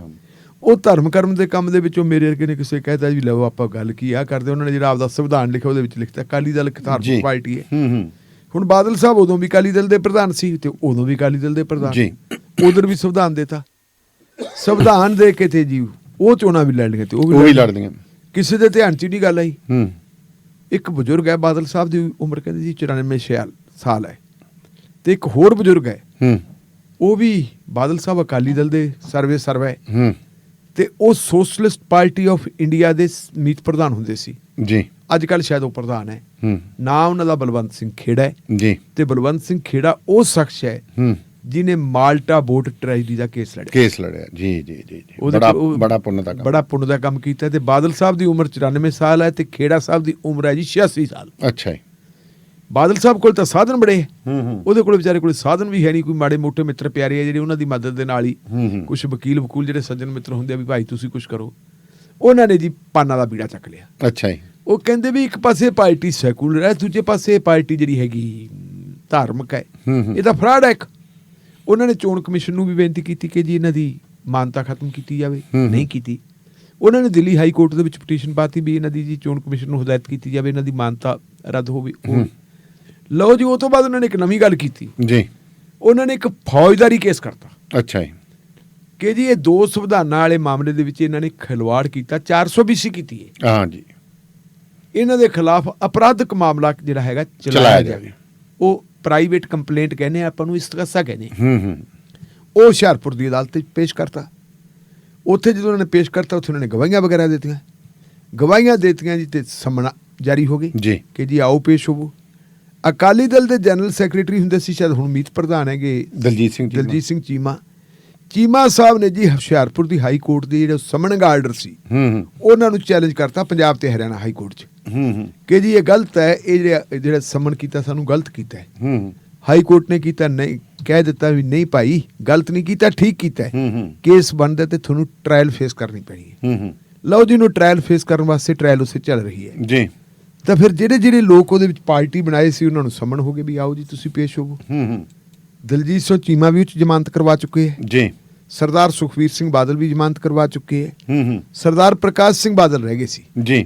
ਹਾਈ ਕੋਰਟ ਨੇ ਆਪਣੇ ਫੈਸਲੇ ਦੇ ਵਿੱਚ ਇਹ ਲਿਖ ਦਿੱਤਾ ਸੀ ਕਿ ਵੱਡੀ ਉਮਰ ਕਰਕੇ ਸਰਦਾਰ ਪ੍ਰਕਾਸ਼ ਸਿੰਘ ਬਾਦਲ ਨੂੰ ਨਿੱਜੀ ਤੌਰ ਤੇ ਪੇਸ਼ ਹੋਣ ਤੋਂ ਛੋਟ ਦਿੱਤੀ ਜਾਂਦੀ ਜੀ। ਉਹਨਾਂ ਨੂੰ ਹੁਸ਼ਿਆਰਪੁਰ ਦੀ ਅਦਾਲਤ 'ਚ ਨਿੱਜੀ ਤੌਰ ਤੇ ਪੇਸ਼ ਨਹੀਂ ਹੋਣਾ ਪੈਣਾ, ਇਹ ਛੋਟ ਦੇਤੀ ਹਾਈ ਕੋਰਟ ਨੇ। ਬਾਕੀ ਸਾਰੇ ਭਾਈ ਤੁਸੀਂ ਪੇਸ਼ ਹੋ ਜਾਓ ਜੀ। ਪਰ ਪੇਸ਼ ਜਿਹੜਾ ਹੁਣ ਬਾਦਲ ਸਾਹਿਬ ਕਿਉਂ ਹੋਏ ਹੈ, ਕਿਉਂਕਿ ਇੱਕ ਫੌਜਦਾਰੀ ਕੇਸ ਹੈ ਜੀ, ਇਹਦੇ ਵਿੱਚ ਜ਼ਮਾਨਤ ਕਰਾਉਣੀ ਪੈਣੀ ਹੈ। ਜੇ ਜ਼ਮਾਨਤ ਨਾ ਹੋਵੇ ਤਾਂ ਫਿਰ ਗੈਰ ਜ਼ਮਾਨਤੀ ਵਾਰੰਟ ਨਿਕਲਣਗੇ ਜੀ, ਤੇ ਜੇ ਵਾਰੰਟ ਨਿਕਲ ਗਏ ਫਿਰ ਜ਼ਮਾਨਤ ਨਾ ਕਰਵਾਈ ਤਾਂ ਫਿਰ ਅੰਦਰ ਜਾਣਾ ਪਊਗਾ। ਸੋ ਇਸ ਉਮਰ ਦੇ ਵਿੱਚ ਬਾਦਲ ਸਾਹਿਬ ਤੁਹਾਨੂੰ ਪਤਾ ਵੀ ਚੋਣ ਵੀ ਲੜ ਕੇ ਹਟੇ, ਉਮਰ ਵੀ 94-95 ਸਾਲ ਹੈ, ਬਿਲਕੁਲ ਬਹੁਤ ਬਜ਼ੁਰਗ ਹੋ ਗਏ, ਥੱਕੇ ਹਾਰੇ ਹੋਏ। ਫਿਰ ਕੱਲ ਉਹ ਹੁਸ਼ਿਆਰਪੁਰ ਦੀ ਅਦਾਲਤ 'ਚ ਗਏ ਜੀ, ਤੇ ਉੱਥੇ ਜਾ ਕੇ ਉਹਨਾਂ ਨੇ ਆਪਣੀ ਜ਼ਮਾਨਤ ਹੈ ਜਿਹੜੀ ਉਹ ਕਰਵਾ ਲਈ। ਹੁਣ ਅੱਗੇ ਕੇਸ ਚੱਲੂਗਾ, ਇਸ ਕੇਸ ਦਾ ਫੈਸਲਾ ਕੀ ਹੋਣਾ, ਕਿਉਂਕਿ ਹਾਈ ਕੋਰਟ ਨੇ ਕਹਿੰਦਾ ਕੇਸ ਤਾਂ ਬਣਦਾ ਜੀ, ਐਵੀਡੈਂਸ ਸਾਰੀ ਆਈ ਵੀ ਹੈ ਤੇ ਐਵੀਡੈਂਸ ਅੱਗੇ ਵੀ ਆਉਣੀ ਹੈ ਜੀ। ਤੇ ਹੁਣ ਗਵਾਹੀ ਸ਼ਾਇਦ ਕਦੀ ਵਾਰੀ ਫੇਰ ਹੋ ਜੇ, ਉਹਨਾਂ ਦਾ ਬਿਆਨ ਹੋਣਾ ਤੇ ਉਦੋਂ ਬਾਅਦ ਬਹਿਸ ਹੋਣੀ ਹੈ, ਬਹਿਸ ਤੋਂ ਬਾਅਦ ਫੈਸਲਾ ਹੋਊਗਾ। ਤੇ ਜਿੰਨਾ ਕਿ ਮੈਨੂੰ ਪਤਾ ਜੀ, ਮੈਂ ਬਲਵੰਤ ਸਿੰਘ ਖੇੜਾ ਨੂੰ ਮਿਲਿਆ 2-4 ਵਾਰੀ, ਪ੍ਰੈਸ ਕਾਨਫਰੰਸ ਉਹਨਾਂ ਨੇ ਕੀਤੀਆਂ ਵੀ ਹੈ। ਬੰਦਾ ਉਹ ਖੜਾ ਛੱਡਣ ਵਾਲਾ ਹੈ ਨਹੀਂ, ਖੇੜਾ ਫਿਰ ਖੇੜੀ ਪੈ ਗਿਆ, ਖੇੜਾ ਖੇੜੇ ਪੈ ਗਿਆ, ਖੇੜਾ ਪੈ ਗਿਆ ਖੇੜੇ ਤੇ ਉਹ ਖੇੜਾ ਪਵਾਊਗਾ ਮੈਨੂੰ ਲੱਗਦੀ ਹੈ। ਉਹ ਖੇੜਾ ਪੈ ਗਿਆ ਖੇੜੇ ਤੇ ਹੁਣ ਪਵਾਊ ਖੇੜਾ ਪਵਾਊ ਹੁਣ, ਖੇੜਾ ਨਹੀਂ ਪਾਉਂਦੇ ਮਦਾਰੀ, ਮਦਾਰੀ ਉਹੀ ਖੇੜਾ, ਹਾਂ ਉਹ ਖੇਡਾ ਪਵਾਊਗਾ। ਉਹ ਖੇਡੇ ਦੇ ਨਾਲ ਉਹਦਾ ਹੋਊਗਾ ਕੀ ਕਿ ਉਹ ਕਹਿੰਦਾ ਵੀ ਮੈਂ ਅਕਾਲੀ ਦਲ ਦਾ ਜਿਹੜਾ ਦੀ ਮਾਨਤਾ ਹੈ ਜਿਹੜੀ ਇਹ ਰੱਦ ਕਰਵਾਉਣੀ ਹੈ। ਚਲੋ ਜੀ, ਤੇ ਢਿੱਲੋਂ ਸਾਹਿਬ ਇਹੋ ਜਿਹੀ ਕੀ ਘਟਨਾ ਵਾਪਰੀ ਕਿ ਇੱਕ ਸਿੱਖ ਵਿਦਿਆਰਥਣ ਨੂੰ ਜਿਹੜਾ ਕੇਸ ਕੀ ਉਤਾਰਨਾ, ਆਪਾਂ ਵੈਸੇ ਪੱਗ ਲਿਖਦੇ ਆ, ਨਹੀਂ ਟਰਮੀਨੋਲੋਜੀ ਆਪਣੇ ਪੱਤਰਕਾਰਾਂ ਨੂੰ ਪਤਾ ਹੁੰਦਾ, ਕਿਉਂਕਿ ਲੜਕੀਆਂ ਕੇਸ ਕੀ ਬੰਨ੍ਹਦੀਆਂ ਨੇ ਪੱਗ ਵਾਂਗੂ, ਪਰ ਆਪਾਂ ਕੇਸ ਕੀ ਕਹਿ ਦਿੰਦੇ ਆ, ਗੋਲ ਰੂਪੀ ਹੁੰਦੀ ਹੈ, ਦਮਾਲਾ ਕੇਸ ਕੀ, ਜਿਵੇਂ ਮੁੰਡੇ ਦਮਾਲਾ ਕਹਿ ਦਿੰਦੇ, ਲੜਕੀਆਂ ਕੇਸ ਕੀ ਕਹਿ ਦਿੰਦੀਆਂ? ਇਹ ਹੁਣ ਦੱਖਣੀ ਭਾਰਤ ਦਾ ਕੇਸ ਹੈ ਜੀ। ਦੱਖਣੀ ਭਾਰਤ ਦੇ ਪੱਤਰਕਾਰਾਂ ਨੂੰ ਮੇਰਾ ਖਿਆਲ ਕੇਸ ਕੀ ਬਾਰੇ ਵਿਚਾਰਿਆਂ ਨੂੰ ਨਹੀਂ ਪਤਾ ਹੋਣਾ, ਉਹਨਾਂ ਨੇ ਇਹੀ ਕਰਤਾ। ਅਸਲ ਦੇ ਵਿੱਚ ਜਾਣਨ ਵਾਲੀਆਂ ਸਾਹਿਬ ਇਹ ਹੋਇਆ ਹੈ ਕਿ ਕਰਨਾਟਕਾ ਦੇ ਵਿੱਚ ਇੱਕ ਕਾਲਜ ਦੇ ਵਿੱਚ ਕੁਝ ਮੁਸਲਿਮ ਕੁੜੀਆਂ ਹਿਜਾਬ ਪਹਿਨ ਕੇ ਜਾਂਦੀਆਂ, ਮੂੰਹ ਢੱਕ ਕੇ ਜਾਂਦੀਆਂ ਸੀ। ਹਾਂ, ਮੂੰਹ ਢੱਕ ਕੇ, ਸਿਰ ਢੱਕ ਕੇ, ਮੂੰਹ ਢੱਕ ਕੇ ਜਾਂਦੀਆਂ ਸੀ। ਉਹਨੂੰ ਹਿਜਾਬ ਕਹਿੰਦੇ, ਬੁਰਕਾ ਹੋਰ ਹੈ ਤੇ ਹਿਜਾਬ ਹੋ ਰਿਹਾ, ਕਿ ਬੁਰਕਾ ਤਾਂ ਪੂਰਾ ਆ ਜਾਂਦਾ, ਮੂੰਹ ਤੇ ਰਹਿੰਦਾ, ਇਕੱਲਾ ਮੂੰਹ ਤੇ ਉਹ ਢੱਕ ਕੇ ਜਾਂਦੀਆਂ ਸੀ। ਤੇ ਉੱਥੇ ਜਿਹੜੀ ਅਖਿਲ ਭਾਰਤੀ ਵਿਦਿਆਰਥੀ ਪ੍ਰੀਸ਼ਦ ਵਾਲਿਆਂ ਨੇ ਉਹਨਾਂ ਨੂੰ ਕਾਊਂਟਰ ਕਰਨ ਵਾਸਤੇ ਜਿਹੜੀਆਂ ਉਹਨਾਂ ਨਾਲ ਮੇਲ ਮਿਲਾਪ ਵਾਲੀਆਂ ਕੁੜੀਆਂ ਸੀ ਜਾਂ ਹਿੰਦੂ ਭਾਈਚਾਰੇ ਦੀਆਂ ਕੁੜੀਆਂ ਸੀ, ਉਹਨਾਂ ਨੂੰ ਕਹਿੰਦਾ ਵੀ ਤੁਸੀਂ ਭਗਵੀ ਚੁੰਨੀ ਲੈ ਕੇ ਜਾਓ ਜੀ। ਉਹ ਭਗਵੀ ਚੁੰਨੀ ਲੈ ਕੇ, ਤੇ ਉੱਥੇ ਕਲੈਸ਼ ਵਾਲੀ ਗੱਲ ਬਣ ਗਈ, ਕਿਸਮ ਦਾ ਟਕਰਾਅ ਹੋ ਗਿਆ। ਇੱਕ ਕੁੜੀ ਜਿਹੜੀ ਹੈਗੀ ਹੈ ਜੀ, ਜਦੋਂ ਹਿਜਾਬ ਪਹਿਨ ਕੇ ਆ ਰਹੀ ਸੀਗੀ ਤੇ ਉਹਦੇ ਨਾਲ ਥੋੜਾ ਜਿਆਦਾ ਪਿੱਛਾ ਕਰਨਾ ਸ਼ੁਰੂ ਕਰ ਦਿੱਤਾ, ਉਹਦੇ ਖਿਲਾਫ ਨਾਅਰੇ ਲਾਏ। ਜਦੋਂ ਜੈ ਸ਼੍ਰੀ ਰਾਮ ਕਹਿੰਦੇ ਸੀ ਤੇ ਉਹ ਵੀ ਅੜ ਗਈ, ਉਹਨੇ ਅੱਲਾਹੂ ਅਕਬਰ ਦੇ ਨਾਅਰੇ ਲਾਉਣੇ ਸ਼ੁਰੂ ਕਰ ਦਿੱਤੇ ਤੇ ਇਹ ਮਾਮਲਾ ਅਖੀਰ ਕਰਨਾਟਕਾ ਹਾਈ ਕੋਰਟ ਪਹੁੰਚ ਗਿਆ। ਅੱਛਾ ਜੀ। ਕਰਨਾਟਕਾ ਹਾਈ ਕੋਰਟ ਨੇ ਉੱਥੇ ਸੁਣਵਾਈ ਸ਼ੁਰੂ ਕਰਦਿਆਂ ਬੈਨ ਲਾਤਾ ਵੀ ਕੋਈ ਵੀ ਵਿਦਿਆਰਥੀ ਧਾਰਮਿਕ ਜਿਹੜੀ ਹੈਗੀ ਹੈ ਲਿਬਾਸ ਪਹਿਨ ਕੇ ਆਪਣਾ ਇੰਸਟੀਚਿਊਟ 'ਚ ਨਹੀਂ ਜਾਊਗਾ, ਕਾਲਜ ਦੇ ਵਿੱਚ ਨਹੀਂ ਜਾਊਗਾ, ਜਿੰਨੀ ਦੇਰ ਤੱਕ ਅਸੀਂ ਫੈਸਲਾ ਨਹੀਂ ਦਿੰਦੇ। ਇਸ ਮੁੱਦੇ ਨੂੰ ਲੈ ਕੇ ਕੋਈ ਬੰਦਾ ਪਹੁੰਚਿਆ ਤਾਂ ਸੁਪਰੀਮ ਕੋਰਟ ਵੀ ਸੀ ਕਿ ਜੀ ਇਹ ਧਾਰਮਿਕ ਚਿੰਨ੍ਹ ਹੈ ਤੇ ਧਾਰਮਿਕ ਚਿੰਨ੍ਹਾਂ ਦੇ ਮਾਮਲੇ ਤੇ ਇਸ ਤਰ੍ਹਾਂ ਨਾ ਕੀਤਾ ਜਾਵੇ। ਪਰ ਸੁਪਰੀਮ ਕੋਰਟ ਨੇ ਕਹਿੰਦਾ ਪਹਿਲਾਂ ਹਾਈ ਕੋਰਟ ਦਾ ਫੈਸਲਾ ਕਰਵਾਓ, ਫਿਰ ਸਾਡੇ ਕੋਲ ਆਇਓ। ਹੁਣ 16 ਤਾਰੀਖ ਨੂੰ ਕਾਲਜ ਫਿਰ ਖੁੱਲ੍ਹ ਗਏ ਜੀ। ਇੱਕ ਅੰਮ੍ਰਿਤਧਾਰੀ ਲੜਕੀ ਹੈ ਜੀ, ਨੇ ਆਪਣੇ ਸਿਰ ਦੇ ਉੱਤੇ ਕੇਸ ਕੀ ਸਜਾਈ ਹੋਈ ਸੀ। ਉਹ ਆਪਣੇ ਕਾਲਜ ਗਈ, ਉਹਨੂੰ ਮੈਨੇਜਮੈਂਟ ਨੇ ਆਪਣੇ ਦਫ਼ਤਰ ਦੇ ਵਿੱਚ ਬੁਲਾਇਆ ਜੀ, ਔਰ ਉਹਨੂੰ ਬੁਲਾ ਕੇ ਮੈਨੇਜਮੈਂਟ ਨੇ ਨਿਮਰਤਾ ਨਾਲ ਕਿਹਾ ਵੀ ਤੁਸੀਂ ਬੀਬੀ ਐਂ ਕਰੋ ਵੀ ਆ ਕੇਸ ਕੀ ਲਾ ਦਿਓ, ਕੇਸ ਕੀ ਨਾ ਪਾ ਕੇ ਆਇਆ ਕਰੋ। ਉਹ ਕਹਿੰਦੀ ਜੀ ਮੈਂ ਅੰਮ੍ਰਿਤਪਾਨ ਕੀਤਾ ਹੋਇਆ, ਮੇਰੇ ਧਰਮ ਦੇ ਮੁਤਾਬਕ ਜਿਹੜਾ ਜਿਹਨੇ ਅੰਮ੍ਰਿਤਪਾਨ ਕੀਤਾ ਹੋਵੇ, ਜਿਹੜਾ ਅੰਮ੍ਰਿਤਧਾਰੀ ਹੋਵੇ, ਉਹ ਨੰਗੇ ਸਿਰ ਨਹੀਂ ਰਹਿ ਸਕਦਾ ਜੀ। ਉਹਨੇ ਕੇਸ ਕੀ ਬੰਨਣੀ ਹੈ। ਜੇ ਸਾਡੇ ਭਰਾ ਜਿਹੜੇ ਹੈਗੇ ਉਹ ਟਰਬਨ ਬੰਨਦੇ ਆ, ਮਾਂ ਪਿਓ ਟਰਬਨ ਬੰਨਦੇ, ਮੈਂ ਕੇਸ ਕੀ ਬਣੂਗੀ, ਮੈਂ ਨਹੀਂ ਕਰ ਸਕਦੀ। ਹਲੀਮੀ ਤਾਂ ਖੈਰ ਮੈਨੇਜਮੈਂਟ ਵਾਲੇ ਉਹ ਕਹਿੰਦੇ ਜੀ ਸਾਡੀ ਕੋਈ ਇਹਦੇ ਵਿੱਚ ਮਨਸ਼ਾ ਮਾੜੀ ਨਹੀਂ, ਅਸੀਂ ਤਾਂ ਜੋ ਹਾਈ ਕੋਰਟ ਦਾ ਹੁਕਮ ਆ ਉਹੀ ਵਜਾਉਣੇ ਜੀ। ਫਿਰ ਉਹਦੇ ਬਾਪ ਤੱਕ ਪਹੁੰਚ ਕੀਤੀ ਗਈ ਲੜਕੀ ਦੇ। ਉਹਦੇ ਬਾਪ ਨੂੰ ਕਿਹਾ ਜੀ ਤੁਸੀਂ ਬੀਬੀ ਨੂੰ ਸਮਝਾਓ। ਬਾਪ ਕਹਿੰਦਾ ਜਿੱਥੇ ਸਵਾਲ ਧਰਮ ਦਾ ਆ ਗਿਆ ਤੇ ਮੈਂ ਕਿਉਂ, ਮੈਂ ਧਰਮ ਤਾਂ ਅਸੀਂ ਧਰਮ, ਕਿਉਂਕਿ ਗੁਰੂ ਸਾਹਿਬ ਦੇ ਤਾਂ ਬੱਚਿਆਂ ਨੇ ਸੀਸ ਦਿੱਤੇ ਸੀ। ਉਹ ਕਹਿੰਦੇ ਵੀ ਉਸ ਧਰਮ ਨਾਲ ਅਸੀਂ ਸੰਬੰਧਿਤ ਹਾਂ ਤੇ ਅਸੀਂ ਹੁਣ ਐਂ ਕਿਵੇਂ ਲਾ ਦਈਏ, ਕੁੜੀ ਦਾ ਬਤਵਤ ਹਟਾ ਦਿਓਗੇ। ਉਹ ਮਾਮਲਾ ਜੀ ਫਿਰ ਜਿਹੜਾ ਥੋੜਾ ਜਿਹਾ ਚਮਕ ਪਿਆ। ਚਮਕਣ ਤੋਂ ਬਾਅਦ ਦਾਨੇਵਾਲੀਆ ਸਾਹਿਬ ਹੁਣ ਇਹ ਹੈ ਕਿ ਜਿਹੜਾ ਭਾਰਤ ਦਾ ਕੰਸਟੀਟਿਊਸ਼ਨ ਹੈ, ਭਾਰਤ ਦੇ ਕੰਸਟੀਟਿਊਸ਼ਨ ਦੇ ਵਿੱਚ ਇਹ ਹੈ ਕਿ ਧਰਮ ਨਿਰਪੱਖਤਾ ਦੇ ਉੱਤੇ ਜ਼ੋਰ ਦਿੱਤਾ ਗਿਆ, ਲੇਕਿਨ ਧਾਰਮਿਕ ਆਜ਼ਾਦੀ ਵੀ ਹੈ ਨਾਲ। ਜਿੱਥੋਂ ਤੱਕ ਸਿੱਖ ਧਰਮ ਦਾ ਸਵਾਲ ਹੈ, ਸਿੱਖ ਧਰਮ ਬਾਰੇ ਤਾਂ ਸਪਸ਼ਟ ਲਿਖਿਆ ਹੋਇਆ ਹੈ ਕਿ ਜਿਹੜੇ ਹੈਗੇ ਕੱਛ ਕੰਘਾ, ਜਿਹੜਾ ਆਪਣੇ 5 ਕਕਾਰ ਹੈ, ਇਹਨਾਂ 5 ਕਕਾਰਾਂ ਦਾ ਜ਼ਿਕਰ ਕੀਤਾ ਹੋਇਆ ਕਿ ਇਹ ਕਿਰਪਾਨ ਵੀ ਪਹਿਨਣਗੇ, ਇਹ ਆਪਣਾ ਕੜਾ ਵੀ ਪਾਉਣਗੇ, ਇਹ ਕੰਘਾ ਵੀ ਨਾ ਕੋਲ ਕੇ, ਸਾਰੇ ਜਿਹੜੇ ਹੈਗੇ ਜਿਹੜੇ ਕਕਾਰ ਹੈ, ਕਕਾਰਾਂ ਦਾ ਇਹ ਇਹਨਾਂ ਦਾ ਫੰਡਾਮੈਂਟਲ ਰਾਈਟ ਹੈ। ਫੰਡਾਮੈਂਟਲ ਰਾਈਟਸ ਦੇ ਵਿੱਚ ਇਹ ਚੀਜ਼ ਪਾਈ ਵੀ ਹੈ। ਮੈਨੂੰ ਹੁਣ ਇਹ ਸਮਝ ਨਹੀਂ ਆਉਂਦੀ ਵੀ ਕਰਨਾਟਕਾ ਹਾਈ ਕੋਰਟ ਨੇ ਜਦੋਂ ਇਹ ਹੁਕਮ ਕੀਤਾ ਹੈ ਜੀ ਕਿ ਉਹਨਾਂ ਨੂੰ ਭਾਰਤੀ ਸੰਵਿਧਾਨ ਦੀ ਜਾਣਕਾਰੀ, ਅਦਾਲਤਾਂ ਸੰਵਿਧਾਨ ਤੋਂ ਉੱਤੇ ਨਹੀਂ ਹੈਗੀਆਂ, ਮੇਨ ਸੰਵਿਧਾਨ ਹੈ, ਸੰਵਿਧਾਨ ਦੇ ਮੁਤਾਬਕ ਹੀ ਸਾਰਾ ਕੁਝ ਚੱਲਦਾ ਹੈ। ਤੇ ਦੂਜੇ ਪਾਸੇ ਅਸੀਂ ਸੁਪਰੀਮ ਕੋਰਟ ਦੀ ਇੱਜ਼ਤ ਕਰਦੇ ਹਾਂ। ਜੋ ਸੁਪਰੀਮ ਕੋਰਟ ਦੇ ਵਿੱਚ ਕੋਈ ਬੰਦਾ ਇਹ ਮਾਮਲਾ ਲੈ ਕੇ ਗਿਆ ਸੀ ਉਦੋਂ ਸੁਪਰੀਮ ਕੋਰਟ ਨੂੰ ਵੀ ਇਹ ਵਿਚਾਰਨਾ ਚਾਹੀਦਾ ਸੀ ਕਿ ਘੱਟੋ ਘੱਟ ਇਸ ਮਾਮਲੇ ਦੇ ਉੱਤੇ ਜਿਹੜੇ ਹੈ ਕੱਲ ਨੂੰ, ਹੁਣ ਤਾਂ 2 ਤਰ੍ਹਾਂ ਦਾ ਕਲੈਸ਼ ਹੈ, ਤੀਜੀ ਜਦੋਂ ਕਾਲਜ ਵਾਲਿਆਂ ਦਾ ਆਪਾਂ ਕੋਈ ਕਸੂਰ ਨਹੀਂ ਕਹਿ ਸਕਦੇ। ਕਾਲਜ ਵਾਲਿਆਂ ਨੇ ਤਾਂ ਹਾਈ ਕੋਰਟ ਦਾ ਹੁਕਮ ਹੈ ਜਿਹੜਾ ਉਹਦੇ ਮੁਤਾਬਕ ਅੱਗੇ ਆਪਣਾ ਫਰਮਾਨ ਜਾਰੀ ਕਰਤਾ, ਪਰ ਇਹ ਤਾਂ ਹਾਈ ਕੋਰਟ ਨੂੰ ਵੀ ਚਾਹੀਦਾ ਨਾ ਵੀ ਹਾਈ ਕੋਰਟ ਆ, ਸੁਪਰੀਮ ਕੋਰਟ ਆ, ਅਦਾਲਤਾਂ ਸੰਵਿਧਾਨ ਦੇ ਉੱਤੋਂ ਦੀ ਥੋੜਾ ਹੋਊਗਾ। ਇਹਦਾ ਮਤਲਬ ਫਿਰ ਤਾਂ ਸੰਵਿਧਾਨ ਸਸਪੈਂਡ ਵਾਲੀ ਗੱਲ ਹੈ ਜੀ। ਬਿਲਕੁਲ। ਤੇ ਕੱਲ ਨੂੰ ਐਗਜ਼ੈਕਟਿਵ ਕਹੇ ਤੂੰ ਪਾਵਰਾਂ ਤਾਂ ਸਾਰੀਆਂ ਫਿਰ ਐਗਜ਼ੈਕਟਿਵ ਕੋਲੇ, ਜਾਂ ਕੱਲ ਨੂੰ ਫਿਰ ਆਰਮੀ ਕਹੇ ਤੂੰ ਸੰਵਿਧਾਨ ਹੀ ਤਾਂ ਭਾਰਤ ਨੂੰ ਚਲਾਉਣ ਵਾਲਾ ਹੈ, ਚਲਾਉਂਦਾ ਇਹੀ ਹੈ ਨਾ। ਦੇਖੋ ਇਹੀ ਤਾਂ ਆਪਾਂ ਕਹਿੰਦੇ ਵੀ ਆਪਾਂ ਕੋਈ ਵੀ ਛੋਟੀ ਤੋਂ ਛੋਟੀ ਸੁਸਾਇਟੀ ਬਣਾਉਣੇ ਉਹਦਾ ਵੀ ਸੰਵਿਧਾਨ ਲਿਖਦੇ ਬਿਲਕੁਲ। ਸੰਵਿਧਾਨ ਤੋਂ ਪਾਸੇ ਅਸੂਲ ਜੇ ਆਪਾਂ ਕਹਿੰਦੇ ਵੀ ਉਹ ਅਸੂਲ ਹੋ ਗਏ ਸਿੱਧੇ ਤੌਰ ਤੇ ਵੀ ਇਹਨਾਂ ਅਸੂਲਾਂ ਤੇ ਚੱਲਣਾ ਪਏ। ਹਾਂਜੀ ਇਹ ਸੰਵਿਧਾਨ ਦੀ ਮੈਂ ਤਾਂ ਸਮਝਦਾ ਉਲੰਘਣਾ ਹੈ, ਹੋਰ ਉਲੰਘਣਾ। ਔਰ ਅਦਾਲਤਾਂ ਨੂੰ ਆਪਣੇ ਸਭ ਬੜੀ ਹੈਰਾਨੀ ਦੀ ਗੱਲ ਹੈ ਕੋਈ ਸਿੱਖ ਲੀਡਰ ਬੋਲਿਆ ਹੀ ਨਹੀਂ ਬੋਲ ਪਏ ਵੈਸੇ, ਪਰ ਬੋਲੇ ਤਾਂ ਸਭ ਤੋਂ ਪਹਿਲਾਂ ਸੁਨੀਲ ਜਾਖੜ ਹੀ। ਸੁਨੀਲ ਜਾਖੜ ਸਭ ਤੋਂ ਪਹਿਲਾਂ ਬੋਲੇ ਆ, ਫਿਰ ਜਥੇਦਾਰ ਸਾਹਿਬ ਵੀ ਬੋਲ ਪਏ। ਅੱਛਾ ਜੀ। ਗਿਆਨੀ ਹਰਪ੍ਰੀਤ ਸਿੰਘ ਹੋਰ ਵੀ ਬੋਲ ਪਏ। ਪਰ ਮੈਨੂੰ ਹੁਣ ਸੁਨੀਲ ਜਾਖੜ ਵਾਲੀ ਜਿਹੜੀ ਗੱਲ ਹੈ ਨਾ, ਇਹਦੇ ਤੇ ਮੈਨੂੰ ਕਾਂਗਰਸ ਪਾਰਟੀ ਦੀ ਹਾਈ ਕਮਾਂਡ ਦੇ ਉੱਤੇ ਤਰਸ ਆਉਂਦਾ ਹੈ ਜੀ। ਤਰਸ ਇਸ ਕਰਕੇ ਆਉਂਦਾ ਹੈ ਕਿ ਯਾਰ ਜਿਹੜੇ ਬੰਦੇ ਨੂੰ ਤੁਸੀਂ ਇਹ ਕਹਿ ਕੇ ਮੁੱਖ ਮੰਤਰੀ ਨਹੀਂ ਬਣਾਇਆ ਵੀ ਉਹ ਹਿੰਦੂ ਹੈ, ਸਾਡੇ ਧਰਮ ਦੀ ਖਾਤਰ ਤਾਂ ਸਭ ਤੋਂ ਪਹਿਲਾਂ ਬੋਲੇ ਹੀ ਉਹੀ ਹੈ। ਸਾਡੇ ਲੀਡਰ ਮਗਰੋਂ ਬੋਲੇ, ਪਹਿਲਾਂ ਉਹ ਬੋਲੇ। ਸਾਡੇ ਗੁਰੂ ਕੇ ਲੰਗਰ ਦੇ ਉੱਤੇ ਲੱਗੀ GST, ਉਹਦੇ ਬਾਰੇ ਸਾਡੇ ਸਿੱਖ ਲੀਡਰ ਨਹੀਂ ਬਾਰੇ ਪਹਿਲਾਂ ਉਹ ਬੋਲਿਆ। ਇਹ ਮਤਲਬ ਹੈ ਵੀ ਉਸ ਬੰਦੇ ਦੇ ਨਾਲ ਜਿਹੜੀ ਇੰਨੀ ਵਿਤਕਰੇਬਾਜ਼ੀ ਕੀਤੀ ਹੈ ਸੈਕੂਲਰ ਕਾਂਗਰਸ ਨੇ। ਬੀਜੇਪੀ ਕਹਿੰਦੇ ਤਾਂ ਸਾਨੂੰ ਕੋਈ ਇਤਰਾਜ਼ ਨਹੀਂ, ਕਿਉਂਕਿ ਬੀਜੇਪੀ ਨੂੰ ਅਸੀਂ ਸਮਝਦੇ ਹਾਂ ਕਮਿਊਨਲ ਪਾਰਟੀ ਹੈ। ਉਹ ਹਿੰਦੂਤਵ ਦੀ ਮੁਦਈ ਹੈ। ਕਾਂਗਰਸ ਪਾਰਟੀ ਤਾਂ ਆਪਣੇ ਆਪ ਨੂੰ ਧਰਮ ਨਿਰਪੱਖ ਪਾਰਟੀ ਕਹਿੰਦੀ ਹੈ। ਜਦੋਂ ਜਾਖੜ ਸਾਹਿਬ ਨੇ ਸਵਾਲ ਉਠਾਉਂਦੇ ਕਾਂਗਰਸ ਪਾਰਟੀ ਦੀਆਂ ਦੰਦਲਾਂ ਪੈ ਜਾਂਦੀਆਂ, ਉਹ ਉਹਨਾਂ ਦੇ ਕੋਲ ਜਵਾਬ ਨਹੀਂ ਕੋਈ ਹੈ। ਬੀਜੇਪੀ ਦੀਆਂ ਦੰਦਲਾਂ ਨਾ ਕਾਂਗਰਸ ਦੀਆਂ ਵੀ ਪੈਂਦੀਆਂ, ਜਦੋਂ ਕਾਂਗਰਸ ਦੀਆਂ ਹੁਣ ਪੈ ਜਾਂਦੀਆਂ। ਹਾਂ ਹੁਣ ਪੈ ਜਾਂਦੀਆਂ ਨਾ, ਹੁਣ ਉਹਨਾਂ ਨੂੰ ਦੰਦਲਾਂ ਪੈ ਜਾਂਦੀਆਂ। ਔਰ ਜਾਖੜ ਸਾਹਿਬ ਨੇ ਜਿਹੜਾ ਹੈਗਾ ਬਹੁਤ ਵਧੀਆ ਕੀਤਾ। ਮੈਂ ਸਮਝਦਾ ਵੀ ਜਾਖੜ ਨੇ ਆਪਣੇ ਸੈਕੂਲਰ ਆਗੂ ਹੋਣ ਦੀ ਜਿਹੜੀ ਹੈਗੀ ਹੈ ਇੱਕ ਮਿਸਾਲ ਫਿਰ ਪੈਦਾ ਕੀਤੀ ਜੀ। ਤੇ ਚਲੋ ਸਾਹਿਬ, ਫਿਰ ਉਹ ਰੂਸ ਨੇ ਤਾਂ ਯੂਕਰੇਨ ਨੂੰ ਪਹਿਲੇ ਹੱਲੇ ਹੀ ਦੱਬ ਲਿਆ, ਕਹਿੰਦਾ ਇਹ ਕੀ ਕਹਾਣੀ ਵਾਪਰੀ, ਰੂਸ ਤਾਂ ਵੱਡਾ ਹੈ, ਯੂਕਰੇਨ ਨਿੱਕਾ ਜਿਹਾ। ਪੰਜਾਬੀ ਦੀ ਇੱਕ ਕਹਾਵਤ ਹੈ, ਦਾਨੇ ਵਾਲੀਆ ਸਾਹਿਬ, ਬਗਾਨੀ ਸ਼ਾਹ ਤੇ ਮੁੱਛਾਂ ਨਹੀਂ ਮਿਲਦੀਆਂ। ਅੱਛਾ। ਯੂਕਰੇਨ ਦੇ ਰਾਸ਼ਟਰਪਤੀ ਦੀ ਪਹਿਲੇ ਦਿਨ ਹੀ ਉਦੋਂ ਹੀ ਚੀਕ ਨਿਕਲ ਗਈ ਸੀ ਜਦੋਂ ਪੁਤਨ ਨੇ ਫੌਜੀ ਆਪਰੇਸ਼ਨ ਦਾ ਐਲਾਨ ਕਰਤਾ ਸੀ। ਉਦੋਂ ਜਿਹੜਾ ਯੂਐਨਓ ਦੇ ਵਿੱਚ ਇਹਨਾਂ ਦਾ ਅੰਬੈਸਡਰ ਸੀ, ਉਹਨੇ ਇੱਥੇ ਕਹਿੰਦਾ ਯਾਰ ਬਚਾ ਲਓ ਸਾਨੂੰ, ਨਹੀਂ ਤਾਂ ਸਾਨੂੰ ਬਰਬਾਦ ਕਰ ਦੂਗਾ ਰੂਸ। ਭਾਰਤ ਦੇ ਵਿੱਚ ਜਿਹੜਾ ਯੂਕਰੇਨ ਦਾ ਅੰਬੈਸਡਰ ਸੀ, ਉਹਨੇ ਕੱਲ ਪ੍ਰੈਸ ਕਾਨਫਰੰਸ ਕਰਕੇ ਕਿਹਾ ਕਿ ਭਾਰਤ ਦੇ ਪ੍ਰਧਾਨ ਮੰਤਰੀ ਦੀ ਰੂਸ ਦੇ ਰਾਸ਼ਟਰਪਤੀ ਨਾਲ ਚੰਗੀ ਜਿਹੜੀ ਹੈਗੀ ਹੈ ਯਾਰੀ ਦੋਸਤੀ ਨਹੀਂ, ਜਾਣ ਪਛਾਣ ਹੈ, ਇੱਕ ਦੂਜੇ ਦੀ ਇੱਜ਼ਤ ਕਰਦੇ ਹੈ। ਅਸੀਂ ਭਾਰਤ ਦੇ ਪ੍ਰਧਾਨ ਮੰਤਰੀ ਨੂੰ ਬੇਨਤੀ ਕਰਦੇ ਹਾਂ ਵੀ ਕਿਰਪਾ ਕਰਕੇ ਸਾਨੂੰ ਬਚਾ ਲਓ। ਔਰ ਕੱਲ ਭਾਰਤ ਦੇ ਪ੍ਰਧਾਨ ਮੰਤਰੀ ਨੇ ਜਿਹੜੀ ਸਿਕਿਉਰਿਟੀ ਨਾਲ ਸੰਬੰਧਿਤ ਸਬ ਕਮੇਟੀ ਹੈ ਉਹਦੀ ਮੀਟਿੰਗ ਵੀ ਕੀਤੀ ਆਪਣੇ ਮਿਨਿਸਟਰਾਂ ਨਾਲ ਜੀ। ਮੀਟਿੰਗ ਕਰਨ ਤੋਂ ਬਾਅਦ ਫਿਰ ਬੀਤੀ ਰਾਤ ਉਹਨਾਂ ਨੇ ਮਿਸਟਰ ਪੁਤਨ ਦੇ ਨਾਲ ਗੱਲ ਵੀ ਕੀਤੀ। 25 ਮਿੰਟ ਕਹਿੰਦੇ ਗੱਲਬਾਤ ਕੀਤੀ ਹੈ ਤੇ ਉਹਨੇ ਬੇਨਤੀ ਕੀਤੀ ਹੈ ਜੀ ਜੰਗ ਰੋਕ ਕੇ ਤੇ ਤੁਸੀਂ ਗੱਲਬਾਤ ਵਾਲੀ ਗੱਲ ਕਰੋ। ਹੁਣ ਜਿਵੇਂ ਜਿਵੇਂ ਖਬਰਾਂ ਚੱਲਦੀਆਂ ਜੀ, ਹੁਣ ਤੱਕ ਕਹਿੰਦੇ ਵੀ ਇਦੋਂ ਪਹਿਲਾਂ ਜਿਹੜੀਆਂ ਖਬਰਾਂ ਆਈਆਂ ਹੋਈਆਂ, ਕਹਿੰਦੇ 137 ਬੰਦੇ ਮਾਰੇ ਜਾ ਚੁੱਕੇ ਹੈ ਜੀ। ਚੈਰਨੋਬਿਲ ਜਿੱਥੇ ਉਹ ਹੋਇਆ ਸੀ ਤੁਹਾਡਾ ਪਰਮਾਣੂ ਵਿਸਫੋਟ ਹੋਇਆ ਸੀ, ਚੈਰਨੋਬਿਲ ਤੱਕ ਪਹੁੰਚ ਕੇ ਜੀ ਉਹਨੂੰ ਕਬਜ਼ਾ ਕਰ ਲਿਆ। ਤੇ ਕੀਵ ਜਿਹੜੀ ਉਹਨਾਂ ਦੀ ਰਾਜਧਾਨੀ ਹੈ, ਉੱਥੇ ਵੀ ਰੂਸੀ ਫੌਜਾਂ ਪਹੁੰਚ ਗਈਆਂ। ਕਹਿੰਦੇ ਵੀ ਅਗਲੇ 10-15 ਘੰਟਿਆਂ ਦੇ ਵਿੱਚ ਸ਼ਾਇਦ ਸਾਰੇ ਯੂਕਰੇਨ ਨੂੰ ਰੂਸ ਆਪਣੇ ਕਬਜ਼ੇ 'ਚ ਲੈ ਲੇ। ਅੱਛਾ। ਵੈਸੇ ਪੁਤਨ ਨੇ ਕਹਿਤਾ ਵੀ ਸਾਡਾ ਕੋਈ ਇਹ ਮਕਸਦ ਨਹੀਂ ਕਿ ਅਸੀਂ ਯੂਕਰੇਨ ਤੇ ਕਬਜ਼ਾ ਕਰਨਾ, ਕਬਜ਼ਾ ਨਹੀਂ ਅਸੀਂ ਕਰਨਾ।